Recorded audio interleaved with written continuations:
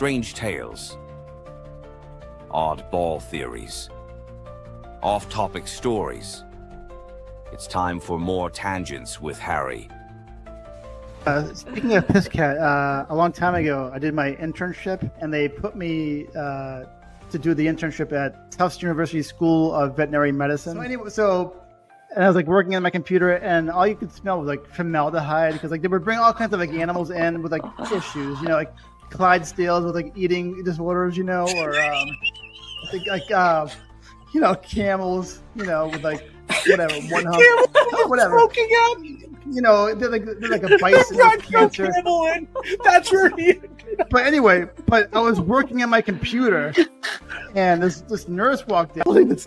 She was holding this cat, and she's like, "Hey Harry, like my cat?" I'm like, "Oh yeah." I was like kind of half paying attention. I'm like, "Yeah, sure, yeah."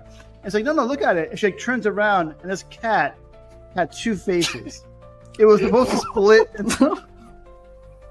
It was supposed to split into two different cats, but it didn't make it that far. It had two working mouths, three eyes, but the eye in the middle was like in mid split. You know what I mean? It was like, oh my god! And it was so scary looking, And I think it's the oldest living, or was. I don't know if they're still with us, or if they're still with us. But it's the oldest living Janus cat, which means like wow. It's in the Guinness Book of World Records if you look it up, and it had two different names. Sorry, I laughed so hard this stream. I'm dehydrated. Sorry. Harry, you kill me, dude. I love it. Mike, how about you? Do you have anything else that you want to I'm working on a new book called The Anorexic Clydesdale.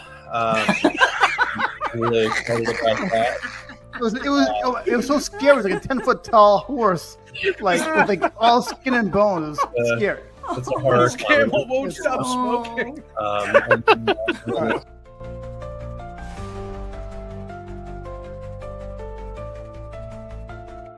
Join us next time for more tangents with Harry. What? What? What? What?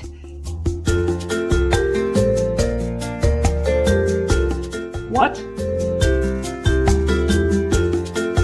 We've got Mighty Mascots! We've got Mighty Mascots! You asked for it, so we delivered. The Mighty Mascots is now in demand on Indiegogo. Get your mascots today!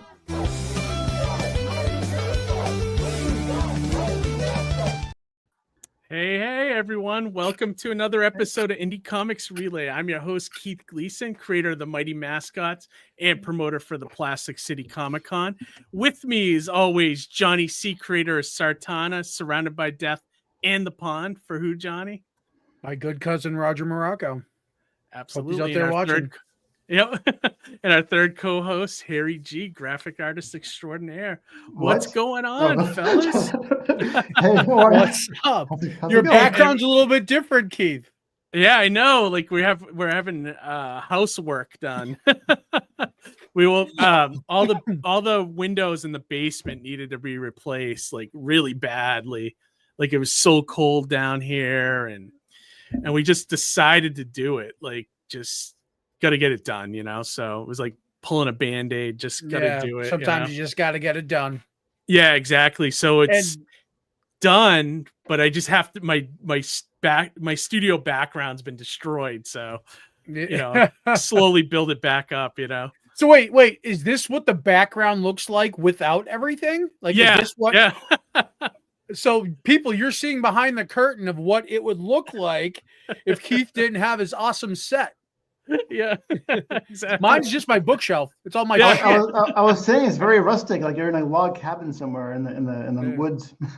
Yeah, because usually like the cereal boxes cover up the window that's there and everything. It's wild. Like, and Harry, you look brighter. Like the I'm actually in a different spot myself because my other computer was the one that was crashing a lot last week. So, whoa, what's going on here? Am I having feedback? Can you guys hear that? You might have No, what is that? There's something echoing. Maybe the TARDIS is taking off. I'm not sure. But anyway, I'm in a different area. I'm in the lower. taking off. I'm in the lower section of my house too, so I'm actually kind of cold too. I'm in the basement. What would be the basement of my house? So Yeah. we're all kind of different today. A little bit. Yeah, No, that's I'm good. same old bullshit for me. Oh, yeah. Yeah, so brightness on. There you go. I know lots Looks great. changed in the like I was saying, like like we're getting a little more organized on this show, which is nice. So like we had 2 guests scheduled for tonight, as you can see in the thumbnail, but the second guest could not when I sent out the emails, he's like, oh, I'm so sorry, I can't be there. I got another commitment. So Paul Veenstra, I think his name is, he canceled for tonight, but we do have Deece Casillas, who was with us a couple months ago when he had his first comic, so he'll be on with us in a short bit here. I'm very interested in talking to him because I know I'm glad you played the two-faced cat intro at the beginning, because he actually has a cat with one eye, so maybe. Really? Oh, yeah, I'll talk about that. Right. So I want to zip through the chat real quick and get everyone caught up, and then I have a new Harry video that we can play before we bring in tonight's guest. Sorry. So hey, we got Ara. It's been a little while. Thanks for watching, man. Good to see you, man. Good to see you. Hi, Wall. He says it's been a while. My wife, of course. Tortuga's with us. Good to see you, man. What else? Amy said, "Rip Frank and Louie." That's the cat. Deece cat. Yeah. That's the one cat. A lot of love for PNN, which Amy's going to be on soon. Oh, cool. They cast like on the, like with the Boston casting thing, and Amy. Oh yeah. Amy went and did a few videos for them, so I think it's happening in the next couple of months. Oh, cool. Let me see. She said, "Watch for glowing eyes in the window behind Keith." Yeah, I know, right? That'd be freaky. I assume that would be wildlife, unless you guys are haunted and we don't know about it. Do we have a sinister situation going on? Yeah, no kidding, right? Well, no, you probably see like a coyote peeking in the window or something. That'd be more likely.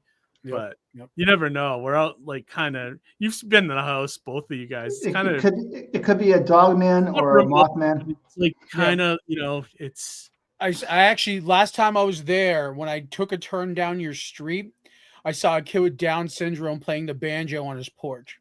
Wow. I got a little concerned. But I pressed forward. Nice. If anybody doesn't know, that's not politically incorrect. That's a Deliverance reference. Did they do that in the Eli Roth one too? Cabin Fever? Wasn't there like something like that?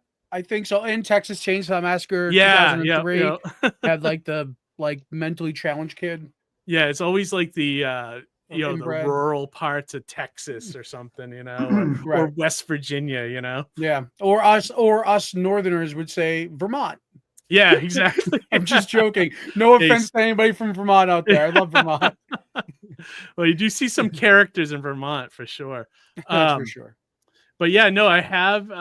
What'd she say? Cabin Fever just had this weird blonde kid yelling about pancakes. Yeah, that's right. That was me. That was me yelling about pancakes. I love that. Next on Unsolved Mysteries is Keith's house haunted. Yeah, right. No kidding, right?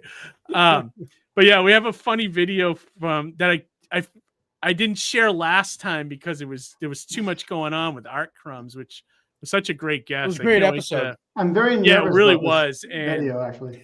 I told we got to have her back at some point to like talk manga or definitely, I think it would be really fun. So Art Crumbs Corner. Yeah.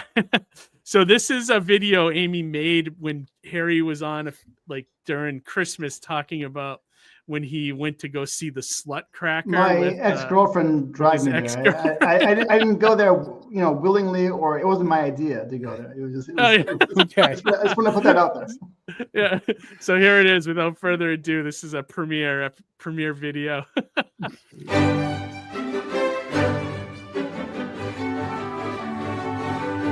My girlfriend at the time was telling me about the show called The Slut Cracker, and it was about that toy that came to life. This woman's.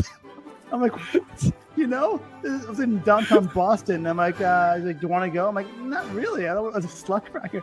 I'm like, well, Harry. I mean, it's gonna be mostly women there, and some of the actresses are topless. I'm like, all right, I'll check it out. To see what you're talking about. And the toy that came to life had it was a toy, a woman's toy that came to life instead of a nutcracker. It was, a toy that came to life.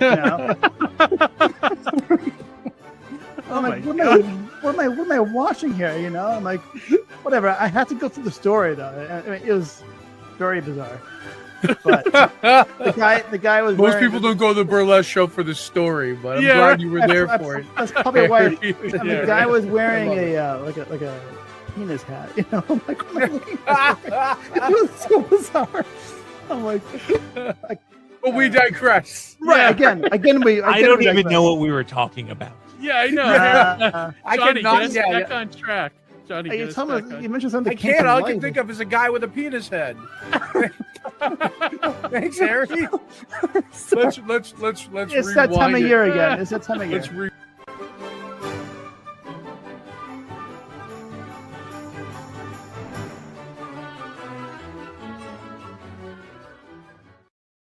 Oh, wow.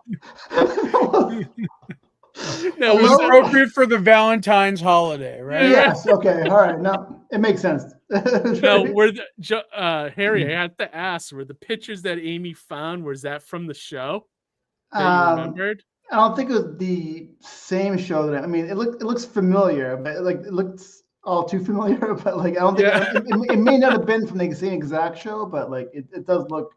The penis head looks like pretty close. close. Oh my god! Yeah, it was something. I know it was there's the only some funny moments that come up on the show for sure. The only guy in the audience that was whatever. There were many other people there. There were. I think I would have felt weird being at something like that. I did feel weird. Man. Yeah, it was. It wasn't my idea, but whatever. Sometimes you gotta go. You just gotta go. I think if the first time you go, it feels weird. After you go a few times, it's normalized, right? Yeah. I guess so. I got dragged to a few burlesque shows. I wouldn't. So know. I was like, okay. I don't think I've ever seen one. Let's go next year. Just on a movie and something, like a movie or a TV show.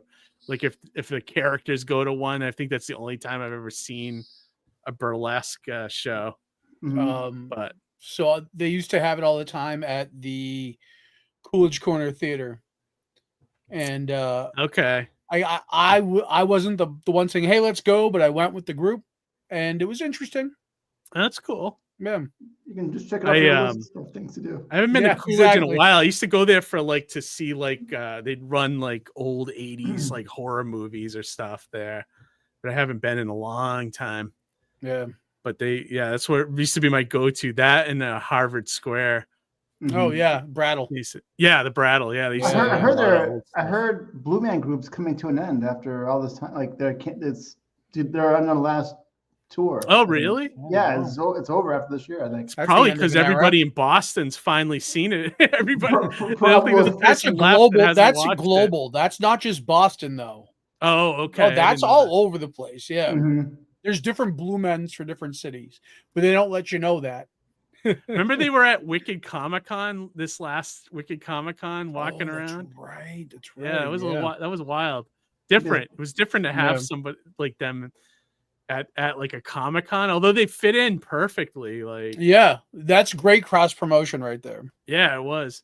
Speaking of Comic-Cons, I booked for Plastic City. Have you guys ever watched the Secret Galaxy YouTube channel? Or they used to be Toy Galaxy.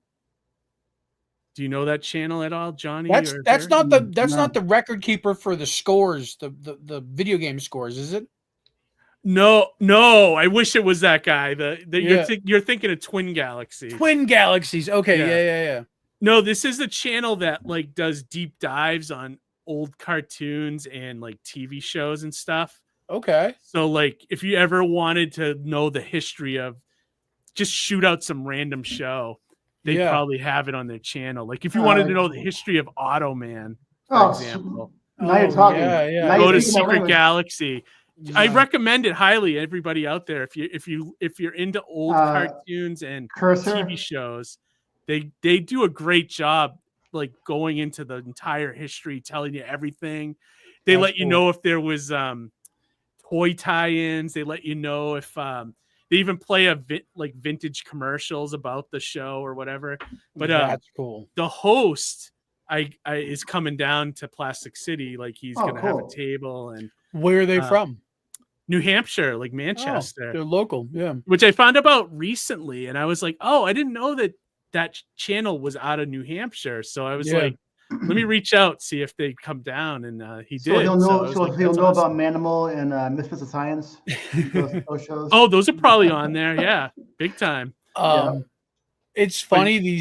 There's YouTubers out there who are like doing these deep dives. There was this woman who I saw that did this deep dive at the Library of Congress to uncover unaired pilots. Oh, and really? She found a pilot that was a live action adaptation of the anime Saint Seiya.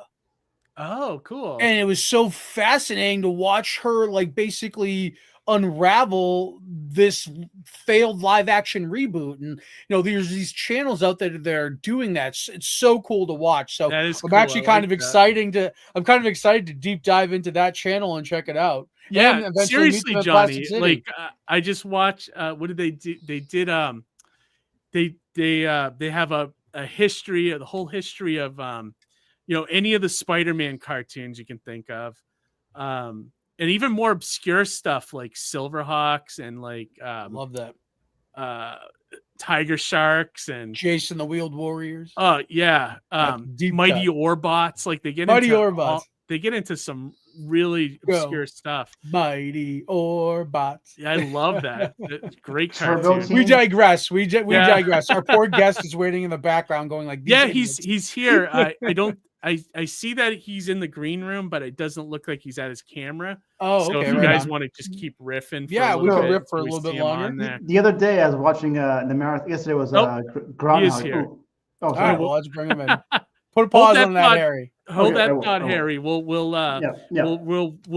circle back at the end of the show. Yes. But So our first, our only guest tonight is who's been on with us once before. Did either of you guys get the comic that he? Yes, I did. I got the physical of the first, and I actually have a question for him about the campaign, like a shop kind of question, talking shop kind of question for him in regards to that. Because I went to go look for a digital copy today, and I couldn't find one. I was just looking to. So I want to actually ask him a question if that was like the way he intended it to be. So yeah, if you want to bring him in, yeah, absolutely. And then, but you didn't buy it, Harry, right? No. Okay. No. But did you get a chance to read it, Johnny, or no? I didn't. I was hoping to read the digital, because I packed away the physical. I was thinking, maybe Global Comics has it, or there's probably a digital attached. So I got the physical tier, and normally the physical tier, by default, will come with the digital. And I wasn't sure if it was by choice that he separated the two, which is actually kind of an interesting thought. I go, as a business aspect, that would be cool because it makes the digital more valuable in that regard. You could technically what I do with my digitals. They're separate from the separate tiers. So if you get the physical, you don't automatically offer the digital. Yeah, not normally. No. I see. Almost every campaign I back, it's always like by default. If like you get the physical, you see the digital attached, and I just thought about how that actually makes the digital more valuable. And I was thinking under just that common practice that I would just read the digital in my free time today. Gotcha. So, and then that's what led me down to this path. So let's not keep poor Deece in the back. Let's bring him in. He's a jack of all trades. I think he has his own podcast. He's a stand-up comedian, now a comic book writer. Too. So yeah, MMA fighter. Yeah, rep. Yep. Oh, absolutely. Shit. No shit, huh? Yeah. Yeah. So, wow. Without further ado, let's welcome Deece Casillas to the show. What's up? There he Deece? is. Hey, what is up, guys? And I want to thank you for properly pronouncing my last name, because I am definitely not Latino in today's America. It was Casillasburg when we came across Ellis Island, and my family shortened it to Casillas. It's not Casillas. Don't confuse me with a beaner. Get those Browns out of my country. Praise Jesus. Praise Jesus. Just want to get Jesus, that. take the wheel. Just want to get that out clear. I am American. ICE, don't knock on my door. That's too I funny. mean, he's a comic book writer, right? So, like, how more American can that be? That's right. Yeah, of course. How much more American can I be? I mean, listen, I've got That's fantastic. kids. That's Deece, not how the hell have Latino. you been, man? I've been great, man. Thank you. Things have been very, very good. Yeah. So you're back with number 2. I'm curious, tell us a little bit about so last time you were on, you're promoting Kill Stand number 1. Yep. How, now that the book is out, what's the reception been like? What's changed? Have you learned stuff from the first experience? Well, what's changed is, first of all, is all my emails and phone calls go through my agent now. Congrats, So, man. this is going to be short. Gotta go. No. I will say, I apologize. I thought that I had sent you guys digital copy readers just to read before I did the podcast last time. Apparently I didn't. I tried to get those out to most of the people who I did the podcast with on the last round. I think you sent out a 6-page preview copy. A 5-pager thing. Okay. Yeah. But Deece, now that we're on the topic, so did you include the digital with your physical, or did you knowingly separate the 2 tiers out of curiosity? I did. So, yes and no. To those questions were said, I did separate them, not on purpose necessarily. I just honestly didn't really think about it until afterwards. And in retrospect, I'm like, should I have? I mean, because you're right. Like, I've seen not all, but a lot of campaigns do offer the by default the digital with a physical, and I'm like. But even on this new campaign, I didn't include it. I mean, if someone bought a physical copy and they really wanted a digital, I'll send it to you. I don't care. Right. But it's fine. But my assumption is, if someone bought a physical copy, they just want the physical copy. That's where my head is at with that, because I feel, because I put digital separately, and you can get all 10 issues of my comics digitally. But I feel like that's a whole other reader. It's not the. Go ahead. I was Johnny. just gonna say, the reason why mine's filed away nice is that when Kill Stand becomes a Netflix show or a movie, I have this real fucking pristine, uncracked copy that's gonna go right to CG. So actually, no, I'm gonna go to Deece's house. We're gonna have a shot of bourbon, and then he's gonna sign it for me. Yeah, and then I'll send it to CGC. That's right. Get it slabbed, and then that way I can maybe pay for a car payment or something. That's a good thought. I like that. I like where your head's at. That's probably is the best thing for that. But I'm sorry you guys didn't get to read it. I wish I would have known. I would have sent you guys a copy again today to read it. But honestly, I mean, things have been going great, man. The Kickstarter for number 1, I mean, went gangbusters. We fully funded in 5 days. Ended up about $2,000 over our initial goal. And I mean, I can't keep the book in stock. I've got a ton of stores carrying it. They're selling out of them. I've had to go back to print. I think this is my 4th time back to print on number 1 already.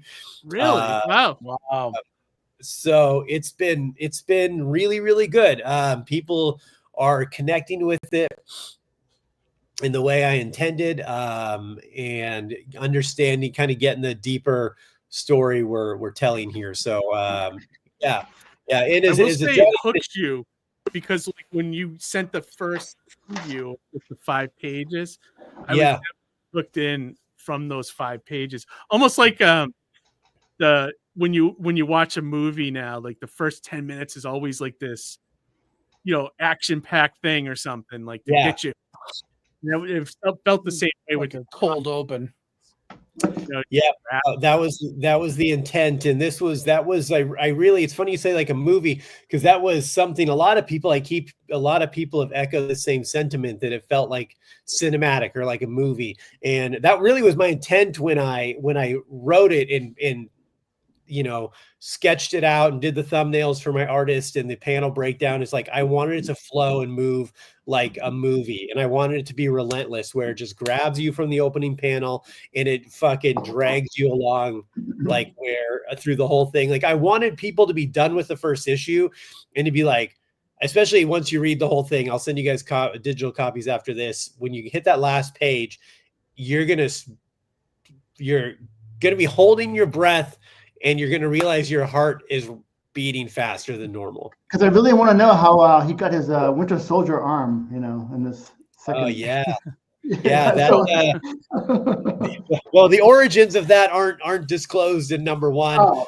But there is, there's a ongoing, that is kind of the vehicle that drives the real story, I will say. Nice.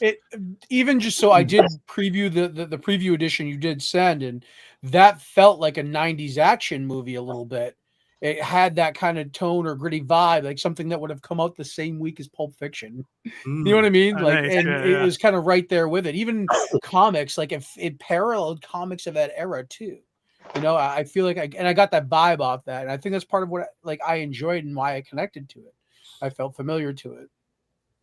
Yeah, I really wanted to take kind of the best of, all people talk shit about the 90s, and I mean, I grew up on late 80s, 90s comics, me too.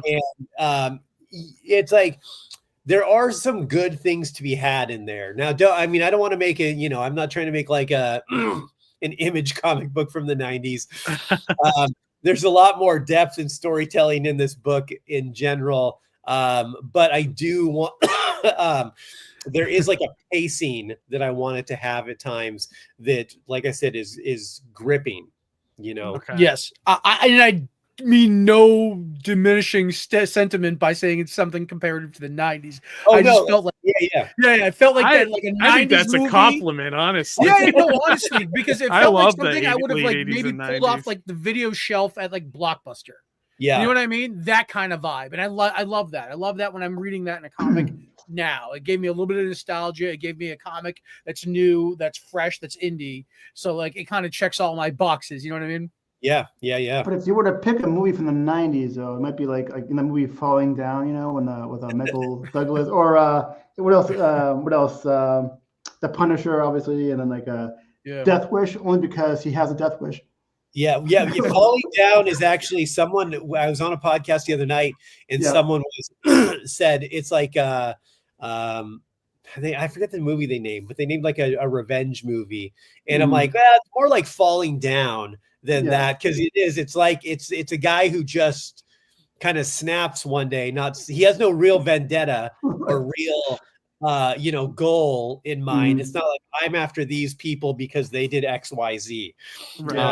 So it's much more of just like a general chaos, like a rampage almost. That was a little bit of the beauty of Falling Down, though, is because here's this man who snaps. Right. But as he's snapping and losing control, he's encountering people that are like baser than he is, like even more disgusting, right? So to fathom that you could lose your grip on reality like that and then encounter even worse people, right? Yeah, right. Statement on the world. So yeah. Very true. That's great. Oh man, yeah. And so is it, I forget, is this like a mini series or is it an ongoing? Yeah, so it's a 10 issue series. So 10 issues, okay. 10 issues, it's all written, it's been written. So I've got the beginning, middle, and end. I wanted to tell a complete story. and something that had a lot of heart and meaning to me, and like was like a deeper character piece, which this is. I didn't want to start with like this my sprawling epic, that goes on in perpetuity. I wanted people to know that this is, each issue counts. It's not just this like ongoing of like, I don't know when. I just wanted every issue to count, every issue to be progressing the story forward in a meaningful way. I mean, it's one of my biggest pet peeves as a creative, as a writer, and like as someone who consumes entertainment. I'm so bad at watching TV shows, like serialized TV shows, because like it's like I'll watch something, I'll be like, oh, this is good, but it's going to fall into the trap of like, oh, we have to fill 13 episodes this season. Yeah. Around episode 6, we're going to have some melodrama bullshit that's just stuffed in and we didn't need it all, but we have to fill 13 episodes this season. I'm like, just do 12 episodes and make them all bangers, Yeah. And it was even Remember worse. when Lost was like 26 episodes? Yeah, and we had to exactly. stuff with all that bullshit? It was even worse when it was like 24 episode shows. Then you're going to have a Christmas special, a Halloween special. Right. Yeah, there's a Christmas. Yeah, they get fucking, they have to, fucking, what is it? Hope Day, Remembrance Day. What the hell is that thing in the goddamn Star Wars Christmas special? Oh, it's, yeah. Life Day. Life Day. Thank you. Life Day, yeah. So I've never been sober when I watch that movie, so it's hard to remember it. The only thing I remember is B. Arthur. Yeah. She's a very handsome woman. Yeah. And Chewie's autistic kid. But I know what you're saying, Deece. Like, even like now that with TV shows have become shorter with the 12 and 13 episode format, you still get a story that each episode doesn't feel like it's moving, like it's like, She was autistic kid made me pop. I'm sorry. That's fucking hilarious. That's fucking hilarious. See the look on the kid's face. That's hilarious. Like free, her eyes are like spinning like this. It's crazy. It was crazy. Sorry, guys. Don't cancel me. Google it. You'll feel the same way, people. You little bastard. But you won't get canceled here. I don't think. Yeah, no, you won't. No, but yeah, I really just wanted everything to matter and count, and for people to know that like we're on a countdown to the finale. I like you've got 10 issues here. Everything matters. The stakes are always there. It's always pushing forward. We're always like developing and pushing to. Whoops! Oh, just scared the shit out of my dog. Place is haunted. My dog scared the shit out of him. And then that every page matters, because we have, there is an end. There is an end, and it's may not be pretty. So we got to figure out. You gotta just roll with it. And I really, like I said, the first issue I wanted to be relentless, and I wanted every issue to feel like it's really moving and grabbing people. Gotcha. So like and you also develop that so people feel the need to grab every chapter as it comes out. Yeah, they need that next fix. Yeah, I like that. I like that a lot. Yeah. And I feel like wish more people would do that, like with entertainment in general, whether it be comics, TV, movies. Yeah. Johnny, what were you gonna say? Oh. I was just gonna say, like, even to that point specifically, like, if this, like, Deece, if your book came out in the 90s, I think it would be like well at home at something like Vertigo. Yeah, you know what I mean, or like Dark Horse. Like, it matches that tone perfectly. Yeah, I think that's probably accurate. Because I mean, really, I always say it's like a neo-noir thriller, crime thriller, but that's kind of how I sell it. I mean, the reality is it is a character piece about loss and trauma and the crazy things we do, and we feel like we have nothing left to live for. Like that's what it's really about. So you're going to start reading this, and you're just reading this narration of this guy, like narrating his psychosis, and you're soon going to realize, like, oh, this isn't about any of this other stuff. This is just what's happening to him. This is absolutely about him and what he is going through. This stuff's just happening to him while he's going through this. Gotcha. And the beauty of that is that's told explicitly through, like, you can tell that through comics so beautifully. It's hard. It would be harder to make that as a movie in that regard. Yeah, it would be because it'd just be a super narration heavy movie, which is kind of defeats the purpose. Like there's some tricks around it with show don't tell for feeling and like doing, but I mean it really would just be like, I think it's become an over stylized jerk fest, as opposed to it's I think I actually, and this is, I mean, who knows, but like I feel like it would be better served as like a serialized cartoon, like kind of like the Spawn show, HBO show. Yeah. Okay, yeah. I think you can get away with the narration more in a serialized cartoon than you can in a cinematic live action film. Get Toonami on the phone right now. Get Toonami on the phone. They have their numbers somewhere, so let's see. I'm noticing your IG name there. Are you near the fires in California? Or speaking of Inferno? No, my old home in LA, where I used to live in LA, is near those fires. No, Inferno.earth is just, or Inferno Comics is just the name of my comic book imprint I started. That Okay, good. I was worried for you. Thank you. I appreciate the concern. Do you have any plans with the series, like putting it with a small publisher, or are you going to continue to self-publish it and get it out on your own? I mean, that would really depend on what it looked like with those small publishers. I mean, I certainly am open to doing something with someone if it can get us to a bigger scale. But I don't know what that would be without jumping to a bigger scale. Like really the only people that are truly doing indie comics right now, like that's big enough that would make me consider moving is Image. Like, I mean, Dark Horse does creator owned stuff, but it's not really, it's barely creator owned. It's like kind of veiled as creator owned. And Image is like really the only place doing it. There's a lot of really obscure, indie companies, but I don't know if any of those, is not a slight on any of those companies, but I don't know if any of those would offer me something that I can't do by myself, that they wouldn't, for what they would want in return. I don't know if it would make a sense for me. Yeah, that's true. That's fair. That's true and That's fair. fair. I agree with that, actually. Do you intend to go to conventions? Like, are you looking? I have been. Oh, you have been. Okay. Yeah. All right. I've been doing a ton of conventions, a lot of shows around Texas in the area I'm in. I've done there's like these small collector shows that happen in the area. Then I've done actual bigger conventions. In like 2 weeks, I'm doing one in Oklahoma. Nice. And I've booked a ton of conventions through the year. But yeah, I've been doing probably at least 2 conventions a month since October. Wow. Oh, nice, man. That's great. Are you doing anything up in our neck of the woods? We're up in the New England area. I'm trying to see if I can get into HeroCon in Charlotte.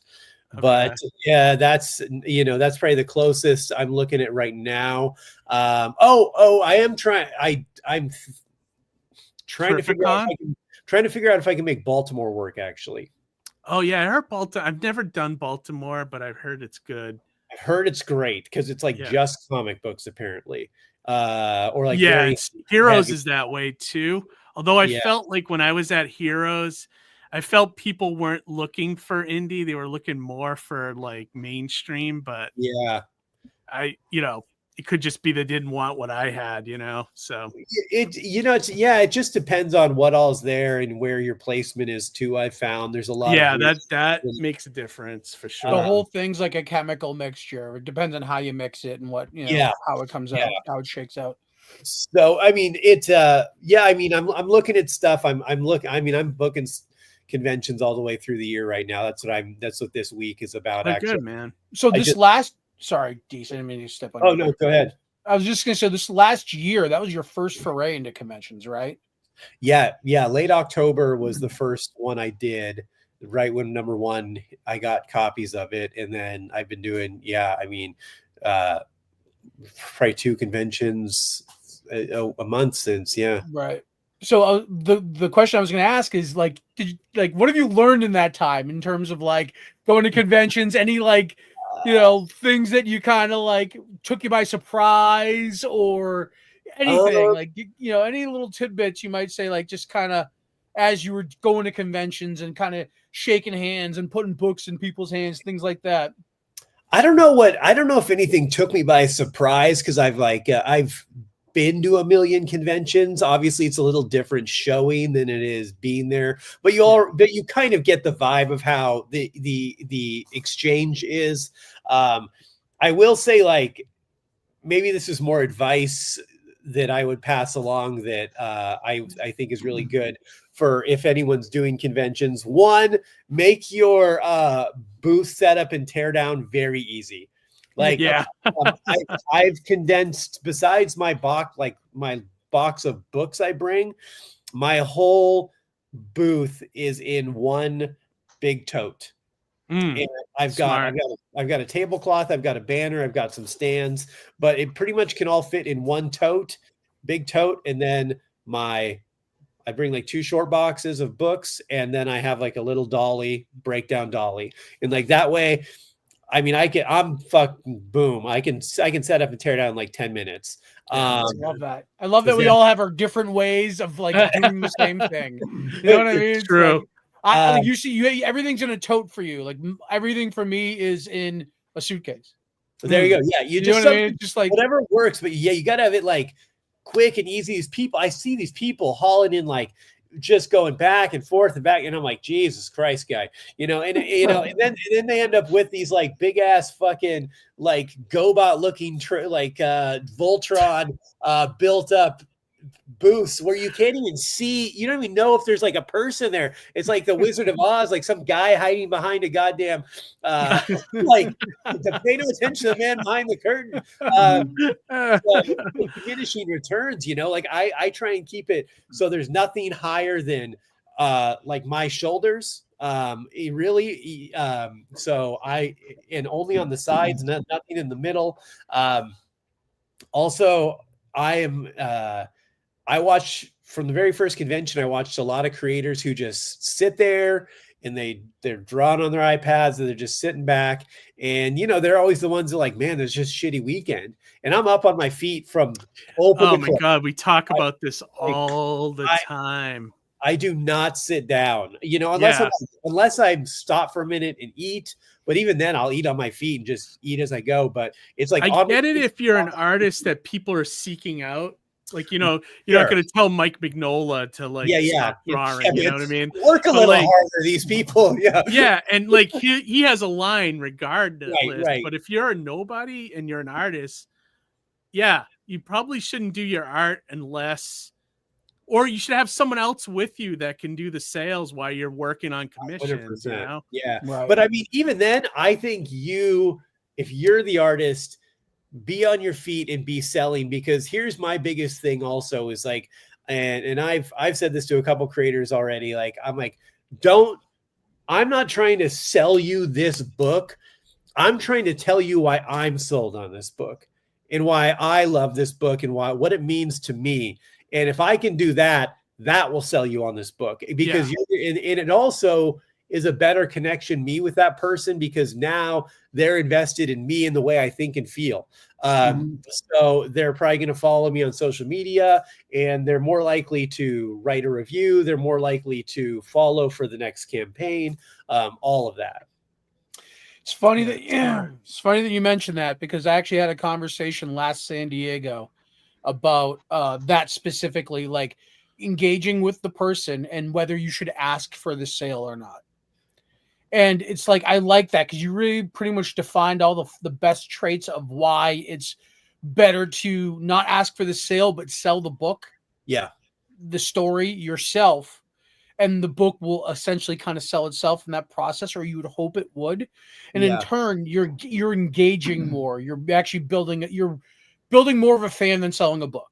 Right. Yeah. Cause I don't want to just sell you I'm not trying to be a car salesman and sell you this, just be like, hey, buy this. I want to be like, I created this because I love it. Here's the story. Here's the connection I have. which makes them connect to me, which makes them connect to that. How many times a show do you have to do that? You know, I know it's not like it's a spiel, you know, whatever, but you have to keep doing that. I mean, I know what you're saying. You got to be passionate about your work. I know, but it's like, all right, here we go again. It can be a little exhausting. It's like a numbers game because, you know, people walk by and I'm like, hey, you like comic books? You like indie comics? Or like, you know, or try to find some way to engage with them. Then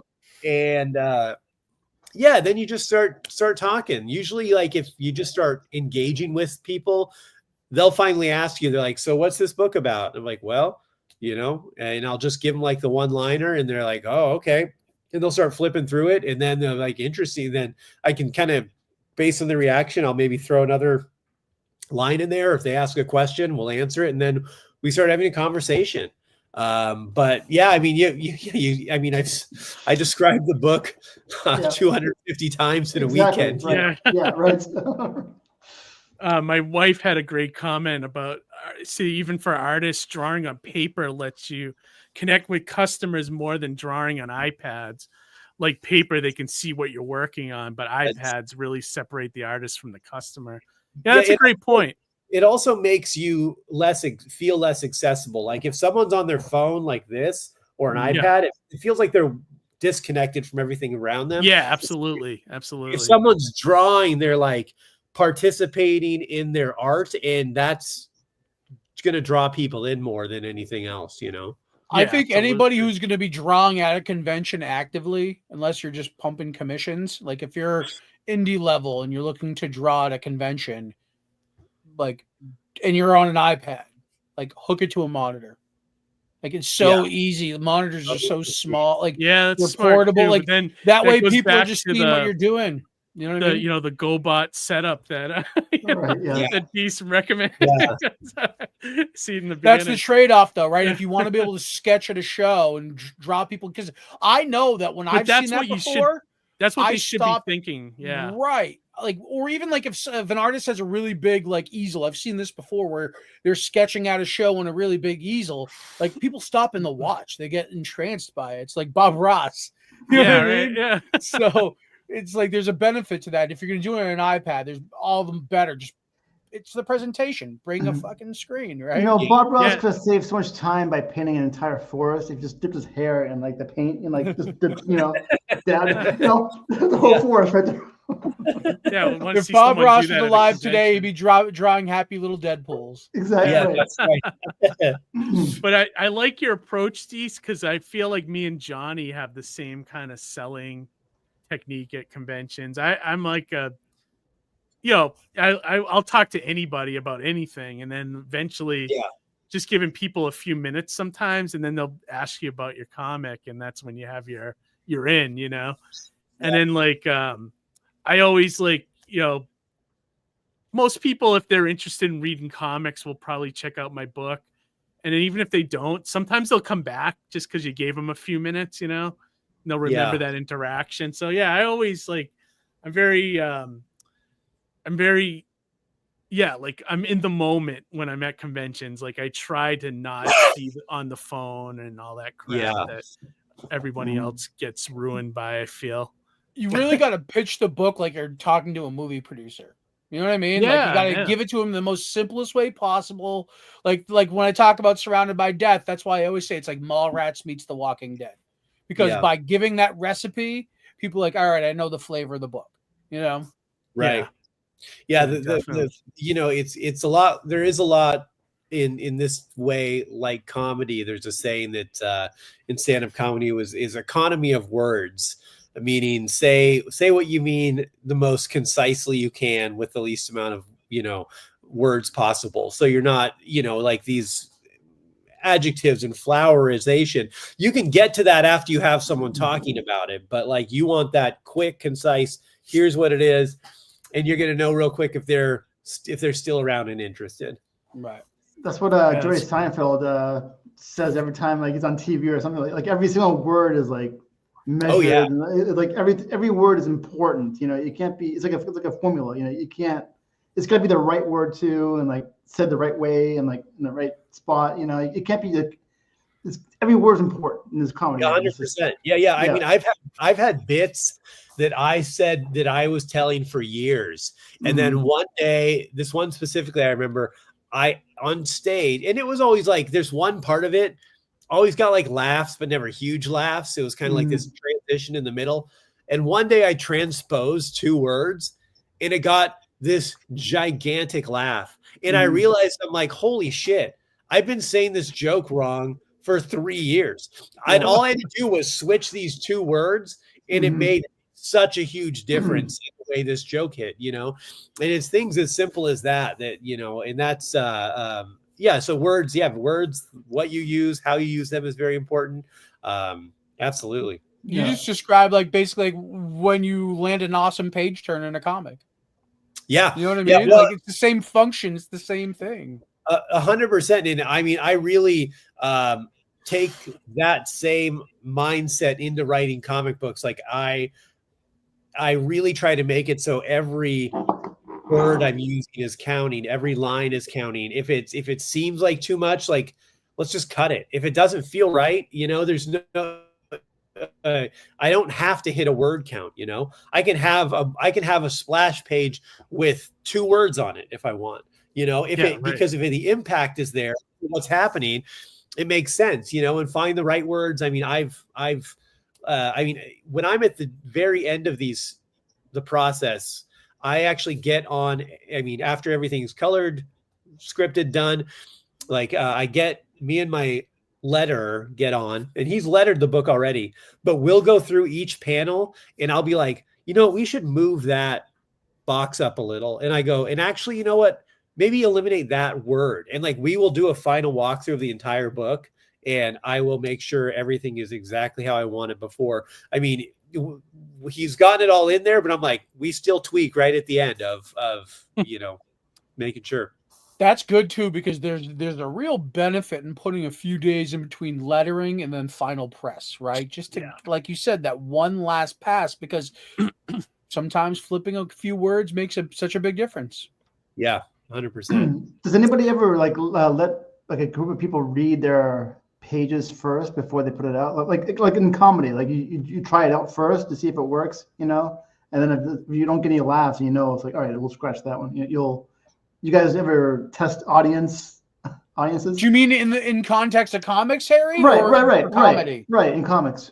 And comics. Well, yeah, it's called an editor. He gets in there with a fucking red pen. He breaks your heart every single page. And then he tells you at the end to kill your darlings, and you go home, you cry, you rip up the page, and you start again. Nah.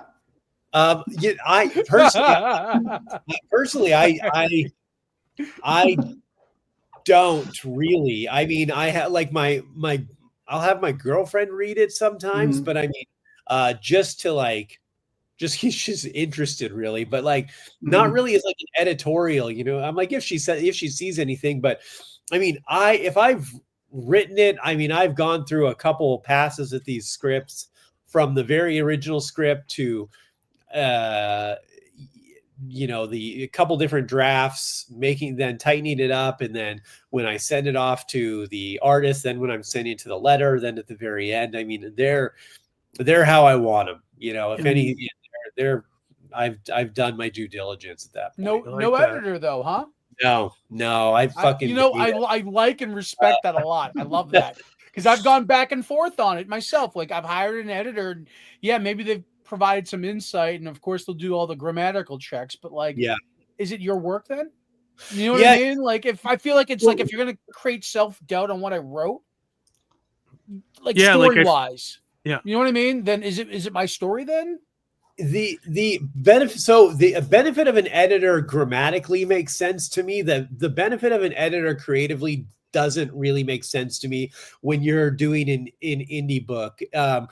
It depends on the scale, I guess. Like if you are like technically, like when Wildstorm was with Image, technically they were like, I mean, I don't know if you call them indie books, but they were, having editors there to keep track of continuity and, these sprawling things make sense. At Marvel, it makes sense. At DC, it makes sense.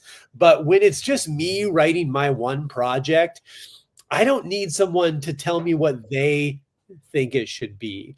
They don't know the story I'm telling. And often, either that or they have a vision for a story and it's like, here's what I want. Go write it. Like, like that's not fun. Like, I like that because it makes your story that much more genuine, Deece, right? Yeah. You're writing it for yourself. You're not letting anybody tell you boo otherwise. It's like you're calling the shots on it. It's like legitimately, artistically your voice. And I love that about that.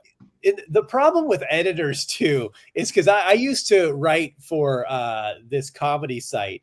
And the problem with editors is if they don't tell you that, if they don't try to change things, they don't have a job. So, they always have to feel like they have to put their stink on it. Otherwise, they can't justify their shitty fucking job. So, like, they have to be like, well, if I say it's fine, then I didn't actually do anything, and fucking my wife's still gonna think I have a small dick, and I hate myself. As a comedian, you're your own editor anyway. I mean, don't you just write your own? You don't have somebody sitting over your head like telling you, I don't know about that one. I agree with you. It's almost like when you get a new boss at your corporate job and they come in and they got to change everything, only to realize within 2 months everything's back to the way it was. That's like every the best way to do now, it. Keith. That's my life right now, Keith. That's my life right now. That's I every was New going to Year. say, and sorry, Harry, I didn't mean to step on it. I was just going to say, and I don't want to disparage editors out there too hard, because you know what? There's those people who are right out the gate trying to write their magnum opus, and maybe they need to rein it in, and maybe they could benefit from an editor going, I was "Hey, going to say that earlier. The fact, you know what I mean? You could save some real estate. Like we were just talking about how it's better to write like pithy, like just quick, good like statements. There's a person writing this like magnum opus that's like 100 pages for a single issue, and you're like, okay, you got to rein it in. Yeah, maybe that's where an editor could come into play, and maybe that's a little bit more handy. But I would encourage those people to slow down and write something else first. That would be my, I like don't, because especially when you're when you're a new artist, a new creator, or even not even new, but just unknown, right. You're trying to get people to buy your book. That's hard enough already. But when you're like, hey, buy this book, it's going to be going on for the next 10 years. You still won't know what happened to this missing kid. It's like, no, I don't fucking have that. Why should I commit to you? I don't care about like fucking new copies of Batman are $5 a book. And I've been reading that since I was in fucking underoos. Like, I'm committed the same to that story retold 7 different ways. Yeah. But like you're fighting against that institution. So like write something that you're like, this it's 4 issues, it's 6 issues. I'm not saying never write your magnum opus, but also you're probably going to start writing that in if you continue with this career, a couple years into your career, you're going to be like, God damn, I wish I would have waited because I would have done it better. And I could have done it better, and it would have come out in a better way. I advocate for that Amy, if you want to make a video of just how many times I've advocated for that specific thing, it's just like because specifically, I always believe that the longer you like just marinate an idea, the better it'll be in the end. And if you can write something down, stick it in a drawer, pull it out, reread it, go, oh, this is just as cool as the day I stashed it away, then you have something good in your hands. Yeah, at least from my perspective. And you're just not good enough at your craft yet. Like, it doesn't matter how long you've been creating or writing. When you start physically doing it and creating comic books and putting them out there, it does change a little bit the process and the way you look at it and your ability to do it. The more you do it, the better. By nature, you're going to get better at it. So like, save your thing. Like, I have a story that I fucking want to tell so bad, and I am in love with it. But I also know it's not done in here yet. Like, it's probably going to be the 3rd project I do. And it's not even that, it's only going to be like 20, 25 issues. But like, I'm still waiting to make sure I have all the pieces before I jump in to that. And I want to have a bigger audience. I want to make sure like the biggest audience that gets to the biggest audience I can attain. Not that in a couple of years I'll have the biggest I can attain. Hopefully it keeps getting bigger, but like a bigger audience than I have, so more people are coming to what I do. And I'm sure even on a more personal level, you'll know when to tell that story, like here. You know what I mean? 100%. Yeah. That's just one, the way it is. Yeah. Well, it's like with comedy. I mean, there's so many things that, you want to tell jokes about. I think you can joke about anything personally, but most of the time, new comedians just aren't smart enough to figure out how to tell a joke that's hard to tell, that's like edgy and can split the room. You're just too dumb because you just don't. I mean, everyone is when they start because they just don't have the experience. They can't read the room. They can't feel the vibe. They don't feel themselves. They don't even know their voice as a comedian yet. So how can you tell these things that are so hard to talk about in general and make it funny to an entire audience if you don't even know what you are talking about as a comedian yet? Like, so take that time to really like find your path, find your voice, find what you want to tell things about. Tell a couple small tales. I mean, I'm such a big fan of going back and reading like old anthology comics or like the old Golden Age comics, because they have these little like 8 or 10 or 12 page stories. And some of them are so fucking good. You're like, holy shit. How did in the 1950s they were writing 8-page stories that are better than anything Marvel has put out in the last decade? You're like, what the fuck is happening?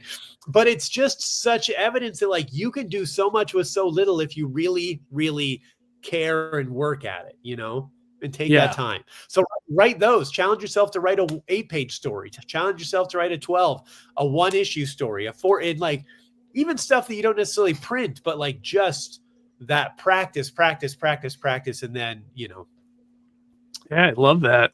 Yeah, and I agree with you like too. A true creative artist.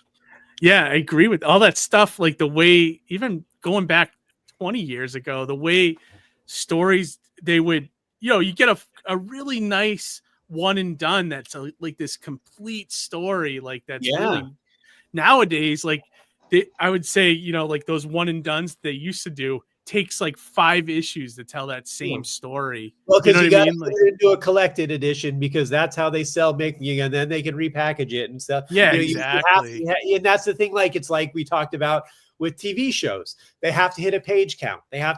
We can't do a 2-issue story. It's got to be minimum of 5 so it can fit in a trade paperback. Right. And then we can sell a bazillion of those to Barnes and Noble. And that's really how we make money on the secondary market. It's like, it's a shell game, but it's not true art in entertainment. Yeah, I agree.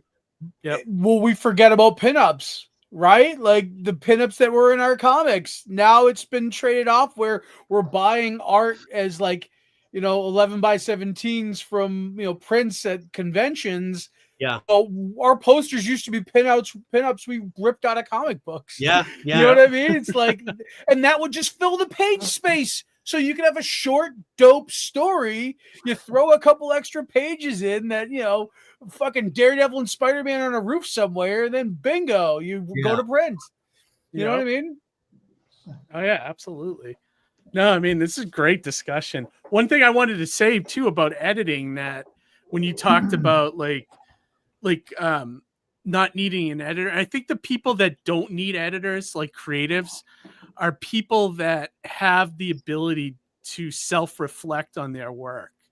And what I mean by that is like, you can always tell, like if someone doesn't do any more drafts, like, here it is, it's done. One and done, baby. Let's go. Yeah, exactly. It's done. Here's the epic, But anybody that can sit down and do multiple drafts, because like this is not right, and they know it, I think can succeed without editors, because they're their own worst editor. You know what I mean? Yeah. So I mean, that's really I think, you have to be critical and you have to be realistic and you have to have some kind of self-awareness of what's happening. And, I mean, there's like, again, like there's good things for like continuity errors and stuff like that you can, that maybe an editor would be good for, but bounce it off a friend or something if you have to. But I don't want people putting this story in a direction that isn't what I want to tell. I know what I want to tell. And, I know I can make it that. So, just do it. And then like the other thing too, I think, is also being open to feedback. If you're aware, like sometimes sometimes I get single-minded where it's like, oh, this is what I got to do. And then I'll hear a couple people after they've read one of my scripts or whatever, or even just a comic, be like, I don't get what you're trying to do here. And if I hear that multiple times, then I start thinking, okay, maybe I messed up here. And then I try to self-correct and, Well, that's a common thing for creators, because it's like the story's in our head. So we get it. Any fucking parcel of a bridge, it totally makes sense to us because we're like, yeah, we know how that bridge connects because right. But like, we also don't, people fucking, thank God, aren't in here. But you know what, though? To that point, though, Deece, not to interrupt you, I was going to say, it's like, really, when I'm writing a script, though, I only want one fucking person to truly understand what's up here, and that's the artist. So I'll write that script for them only, really.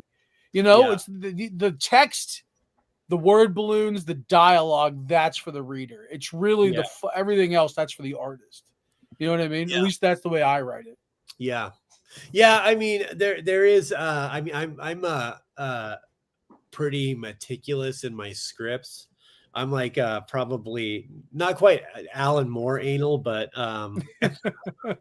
probably leaning towards that direction in the way. Well, you don't want to be Neil Gaiman anal. That'll get you canceled right away. I've got some extra butter here, so. What's been your favorite place to do comedy, stand-up comedy? Speaking of comedy, I know you've done it all over the world, but what's been your favorite or craziest place that you enjoyed? Craziest or favorite? Well, that you've enjoyed. That you've enjoyed. So I'm going to name two clubs that are my favorite clubs in the country. Okay. There is Bricktown Comedy Club in Oklahoma City. That's my number one favorite club in the entire country. It's amazing people. Oklahoma City is not the city in general. Whatever. It's not much to look at, not much to do.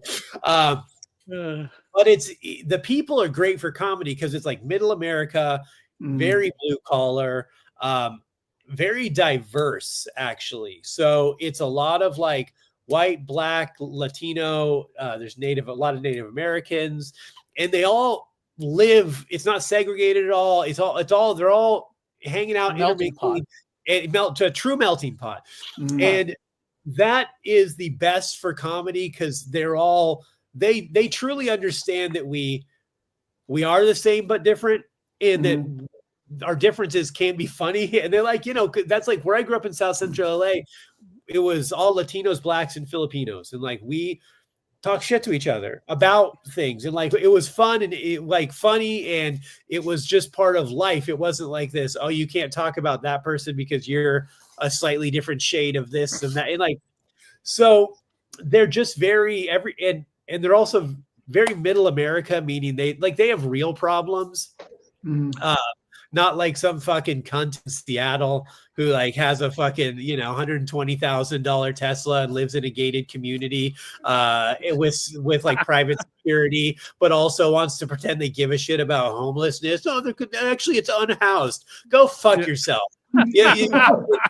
You can afford to pretend like you give a shit because you can drive home to your fucking gated community. You don't ever have to deal with it in real life. Right. Where these people have like real problems. They're real people.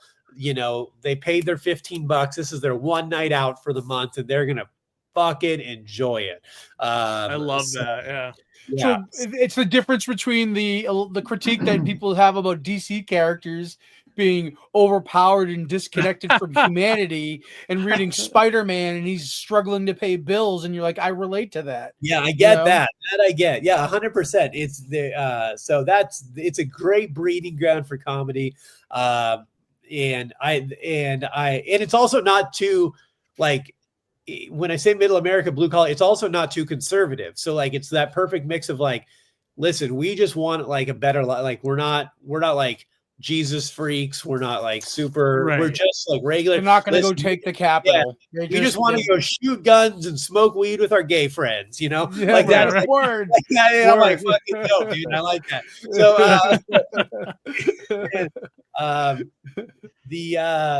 the other place I love is a club called Last Best Comedy in Bozeman, Montana, actually, which kind of a little secret spot that's kind of getting bigger, but they've just been very good to me over the years. I performed there. That's actually where I filmed my special. And it's great club. They've just been, they're awesome. Somehow I always sell out when I go there. It's just a great spot. That's your not your cup of tea special. I saw that. That's cool. Yeah, that was a great special. You saw it, Johnny? Yeah, I watched it. I did watch that one. Oh, nice. Well, it was I got that tier on the Kickstarter. Oh, so I got nice. the link. Yeah. Oh, nice. Yeah, I ended up watching. That was great.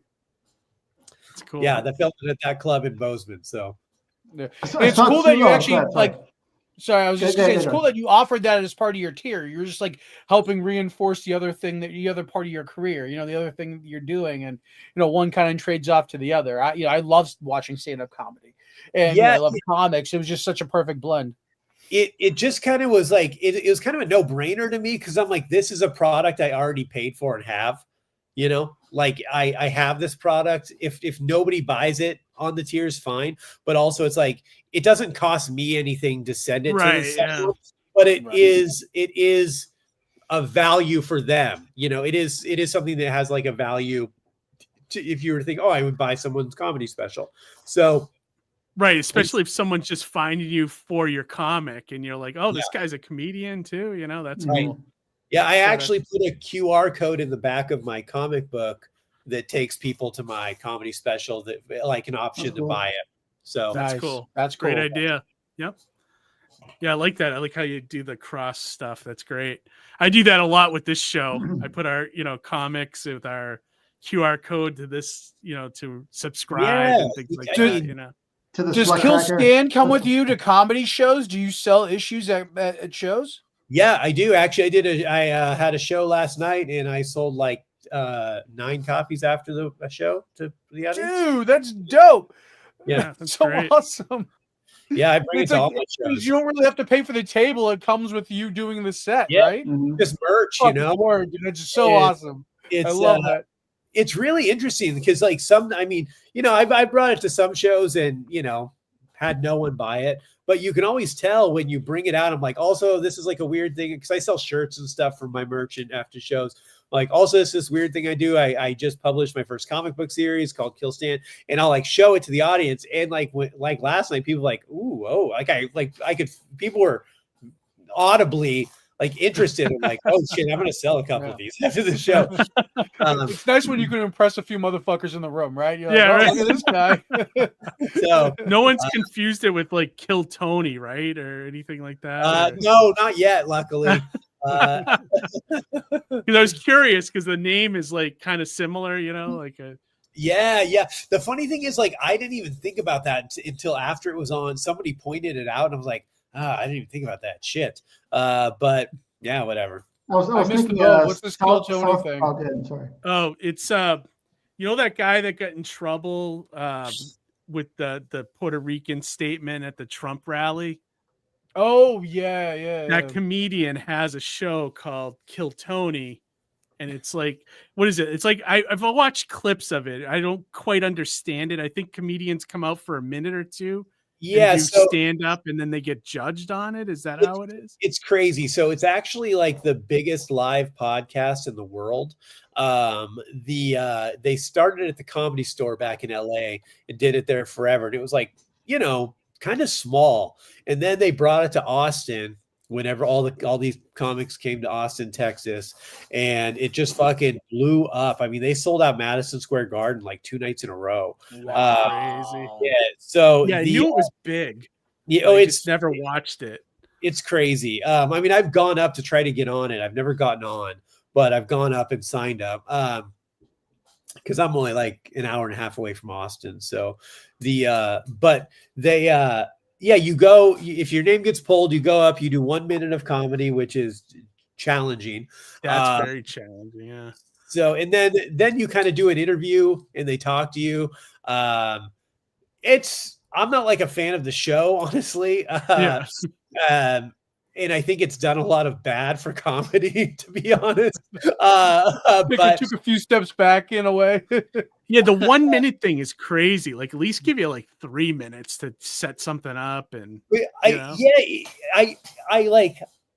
of like, it is hard. It's hard, but that's the point of it. The point of it is like pressure cooker, and it teaches you to be funny faster, which is great. Okay. It's not that I don't like that aspect of it. What I don't like what it's evolved into, because it's evolved into because they interview you and kind of roast you, because usually these people are bad at comedy, and like there is like a weird kind of exchange, but it's just made all these comedians move to Austin, think that they're going to get on Kill Tony and become famous, and they're just like and listen, Johnny saw my comedy. I don't shy away from dark material or like offensive material, but these people are on a level of like, there's not even a joke. You're just saying things to try to like, just, you're not even really thinking a joke. You're just saying crazy shit.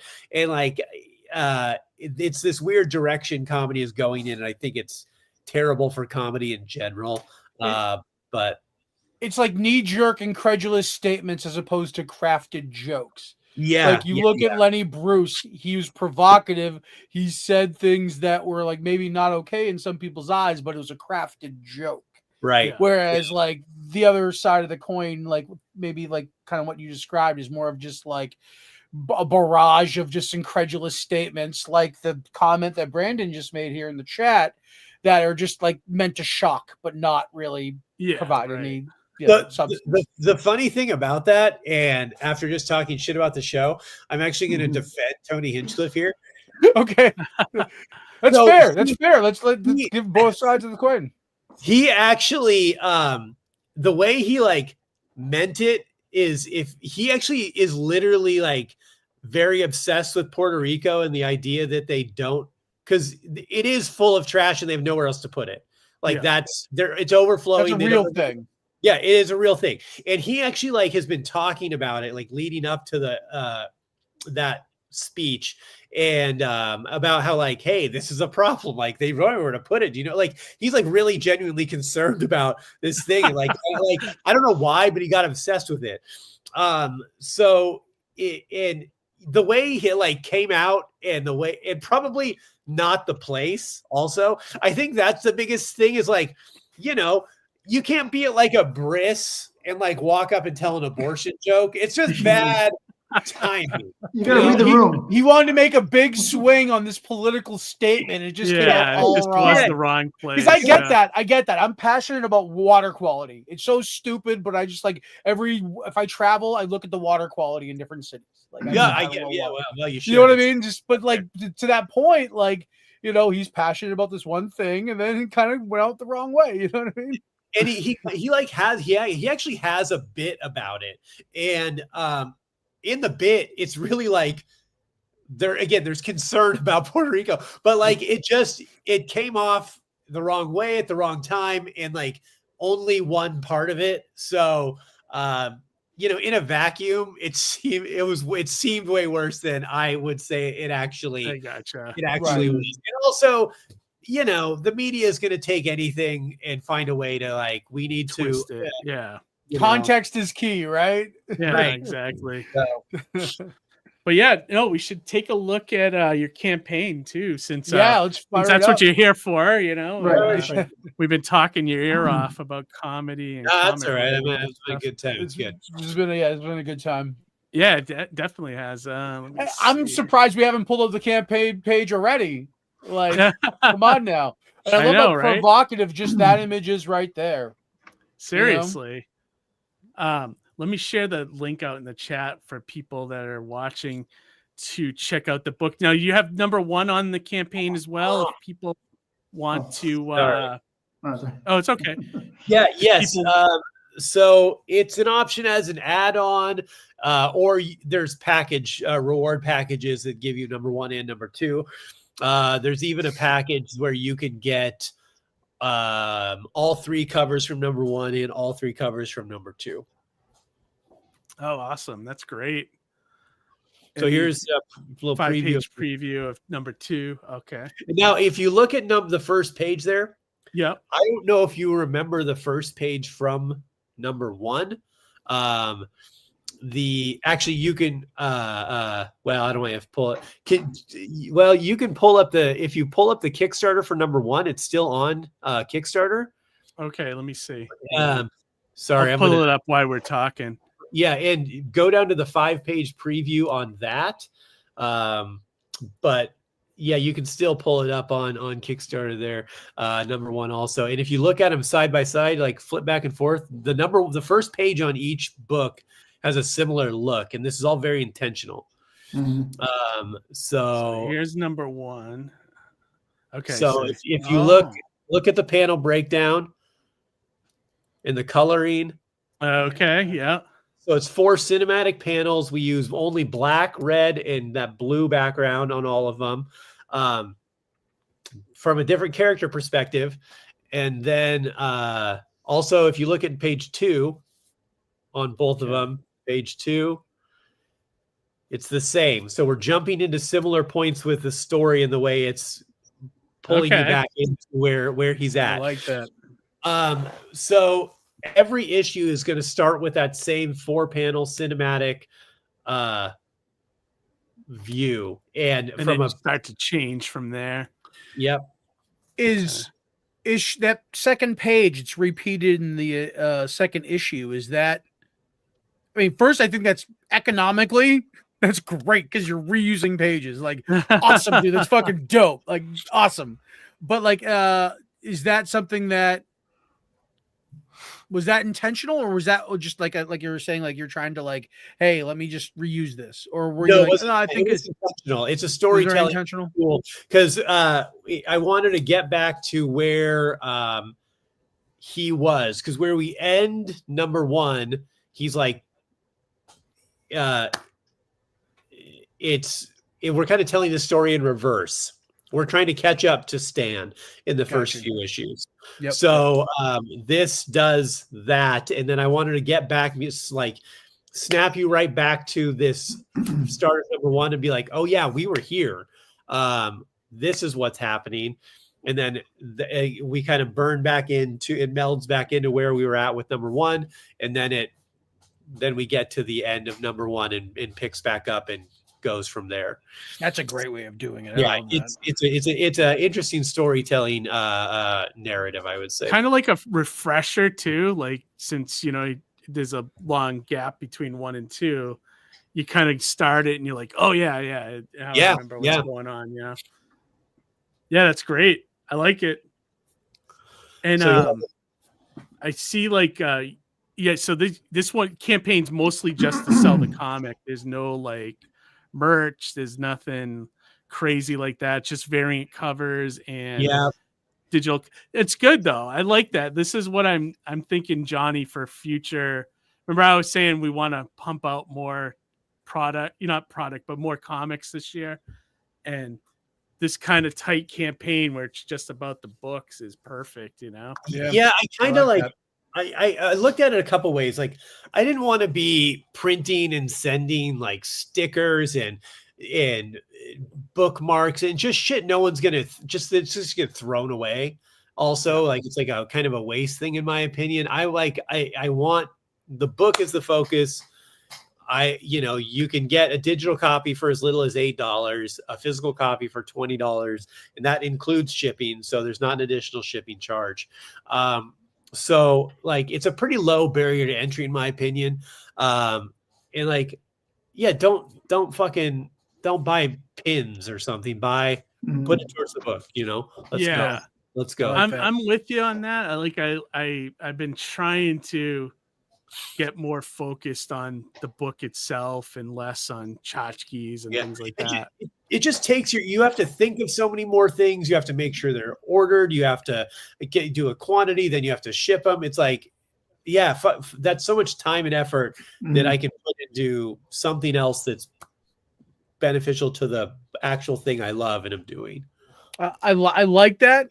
But I also think there is kind of like a charm and a market for like that little extra thing. Like, just sometimes people come back, oh, what's the pin for this campaign? Or what's the, that kind of thought process. But I mean, to that point, I do like, and even Keith has talked about this before, and I've even actually thought about this for an upcoming campaign is like, okay, like instead of a stretch goal being a bookmark or some other disposable, like expendable item, like expanding the story.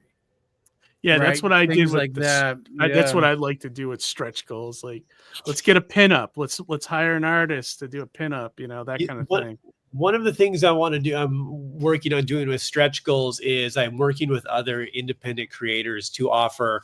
We're doing a trade where we offer each other's a digital copy of each other's book as a stretch goal. Yeah, that's a good idea too. So that way we're cross promoting. And giving exposure to other people, but we're still offering a thing that again costs nothing also. Right. Yeah, that's good too. Yeah, no, I like that a lot. Was gonna say anything else you wanted to talk about as far as the tiers and like I know you have 1 and 2. Looks like you do digital of both. Yep. We got a digital copy. Is there anything exclusive to the campaign where if they don't get it now, they're not going to get it later? Yes, actually. Thank you for asking. There's if you go down a couple, there is an exclusive. It's probably this 3 more down, 1 more after that. The next one, that one. So this is a limited 3-pack variant set. So you're going to get the main cover, the street variant, and the bloody street variant cover. And we're only doing 25 of those, and they're only available through the Kickstarter. We did that the first run with the kind of a negative cover where it was just black and white, like a reverse negative of the actual cover. We only did 25, and that's it. So nice. We're doing the same here. I'm going to do that with every campaign. We're going to do one cover that's just exclusive just to the backers. So, if you want the covers, get in early, and Nice. Love that. Yeah, that's cool. That makes it like exclusive, and and then if you have 1 or 2 left, you could mark them up at your convention appearances. That's the key thing. So that's worked for me at shows too, where I've had my Surrounded by Death San Diego cover. And I go, look, there's a limited print of these. This is leftover. And I fetched $75 for that book right there at the show. And I was like, damn. Yeah. I had a couple left over, and I marked them up at shows. Not that much, though. But I guess I left money on the table. Goddamn, you're ruthless out there, killing it. Yeah, Johnny's a killer with that stuff. Well, but no, I bundled it with a shirt too because I was doing like a combo with Brian. So in fairness, they were getting a little bit of gear, but it was an exclusive. So I mean, technically, they're paying $50 for the book. Yeah, yeah. Still, it's good. We've been talking, about the comic and stuff for the people watching us now, like, because we have like almost 80 people watching us live right now. Like, what's your elevator pitch for Kill Stan if someone out there is interested in backing the campaign? Sell it to the producers. Suicide by Vigilantism. It's about a guy who wants to end his own life, so he decides to do it through vigilantism. It's kind of neo-noir thriller on the surface, but really it's a character piece about loss, trauma, and the crazy things we do when we feel like we have nothing left to live for. Love that. Nice. I need Nicholas Winding Refn to direct this. That's what I need. He'd actually be perfect for something. He'd be like awesome this. for this. Like, yeah, he would. Let's get Ryan Gosling back to play this broken character, and let's just do it. That'd be awesome. Can you play the trailer? Yeah, it's a really good trailer. Fire it up. Let me dip out and just make sure I have the sound on. Hang on. Yeah, hell's yeah. I love the mask too. It's so cool. It reminds me a little bit of that run of Punisher, Welcome Back Frank, where he had all the other vigilantes that he was dealing with. Uh-huh.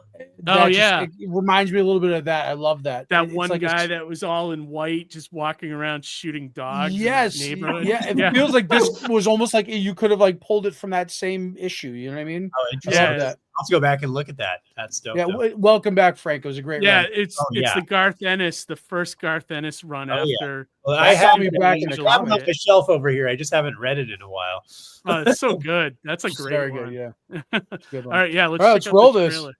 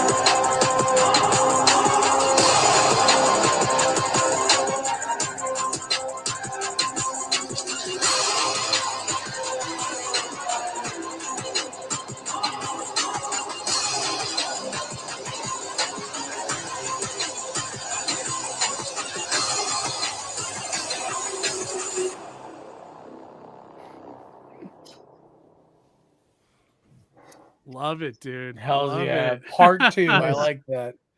Part 2. Not issue 2. Great. I love the Inferno comics too. That's a great idea. Thank you. It's real cool. Yeah, the artist is good too. I gotta say, I like the art on this book. Oh, Felipe Sobriera, my artist, is amazing. The guy is so talented. I'm blessed to work with the guy. He's fast. He's easy to work with. He's like, and he's in my head too. I don't really have to give him a, I'm pretty, like I said, I'm very detailed, and I'll send him some sketch like breakdowns, layouts. But my God, the guy is just nails it. Is it easier second time around? Oh, what's that? It's okay. I know. I was just wondering how is it easier second time around doing a second issue working with him? Yeah, probably. He was pretty easy from the start, but I mean, he's got a vibe down. I mean, there's a, so not to give it away too much, but there is a kind of like a car chase scene in number 2. And I wrote it, and I'm like, good luck to the artist that has to draw this. And then I started getting pages back, and I'm like, Jesus Christ, dude, you are fucking killing it. Like it's amazing. And he's blowing me away with number 2. I mean, I love number 1, but I'm looking at these pages from number 2 as they're rolling and be like, this thing is going to be incredible. So but yeah, man, I just, for the people listening, I implore you to go take a look at the Kickstarter. You can find number 1. It's still up on Kickstarter to look at the 5-page preview for that, 5-page preview for number 2. You should just go back. Can you edit the Kickstarter after it's live or no? I don't think so. Because I would like, you should have just thrown the first 5 from this number 1 in there as well. That's a good, yeah.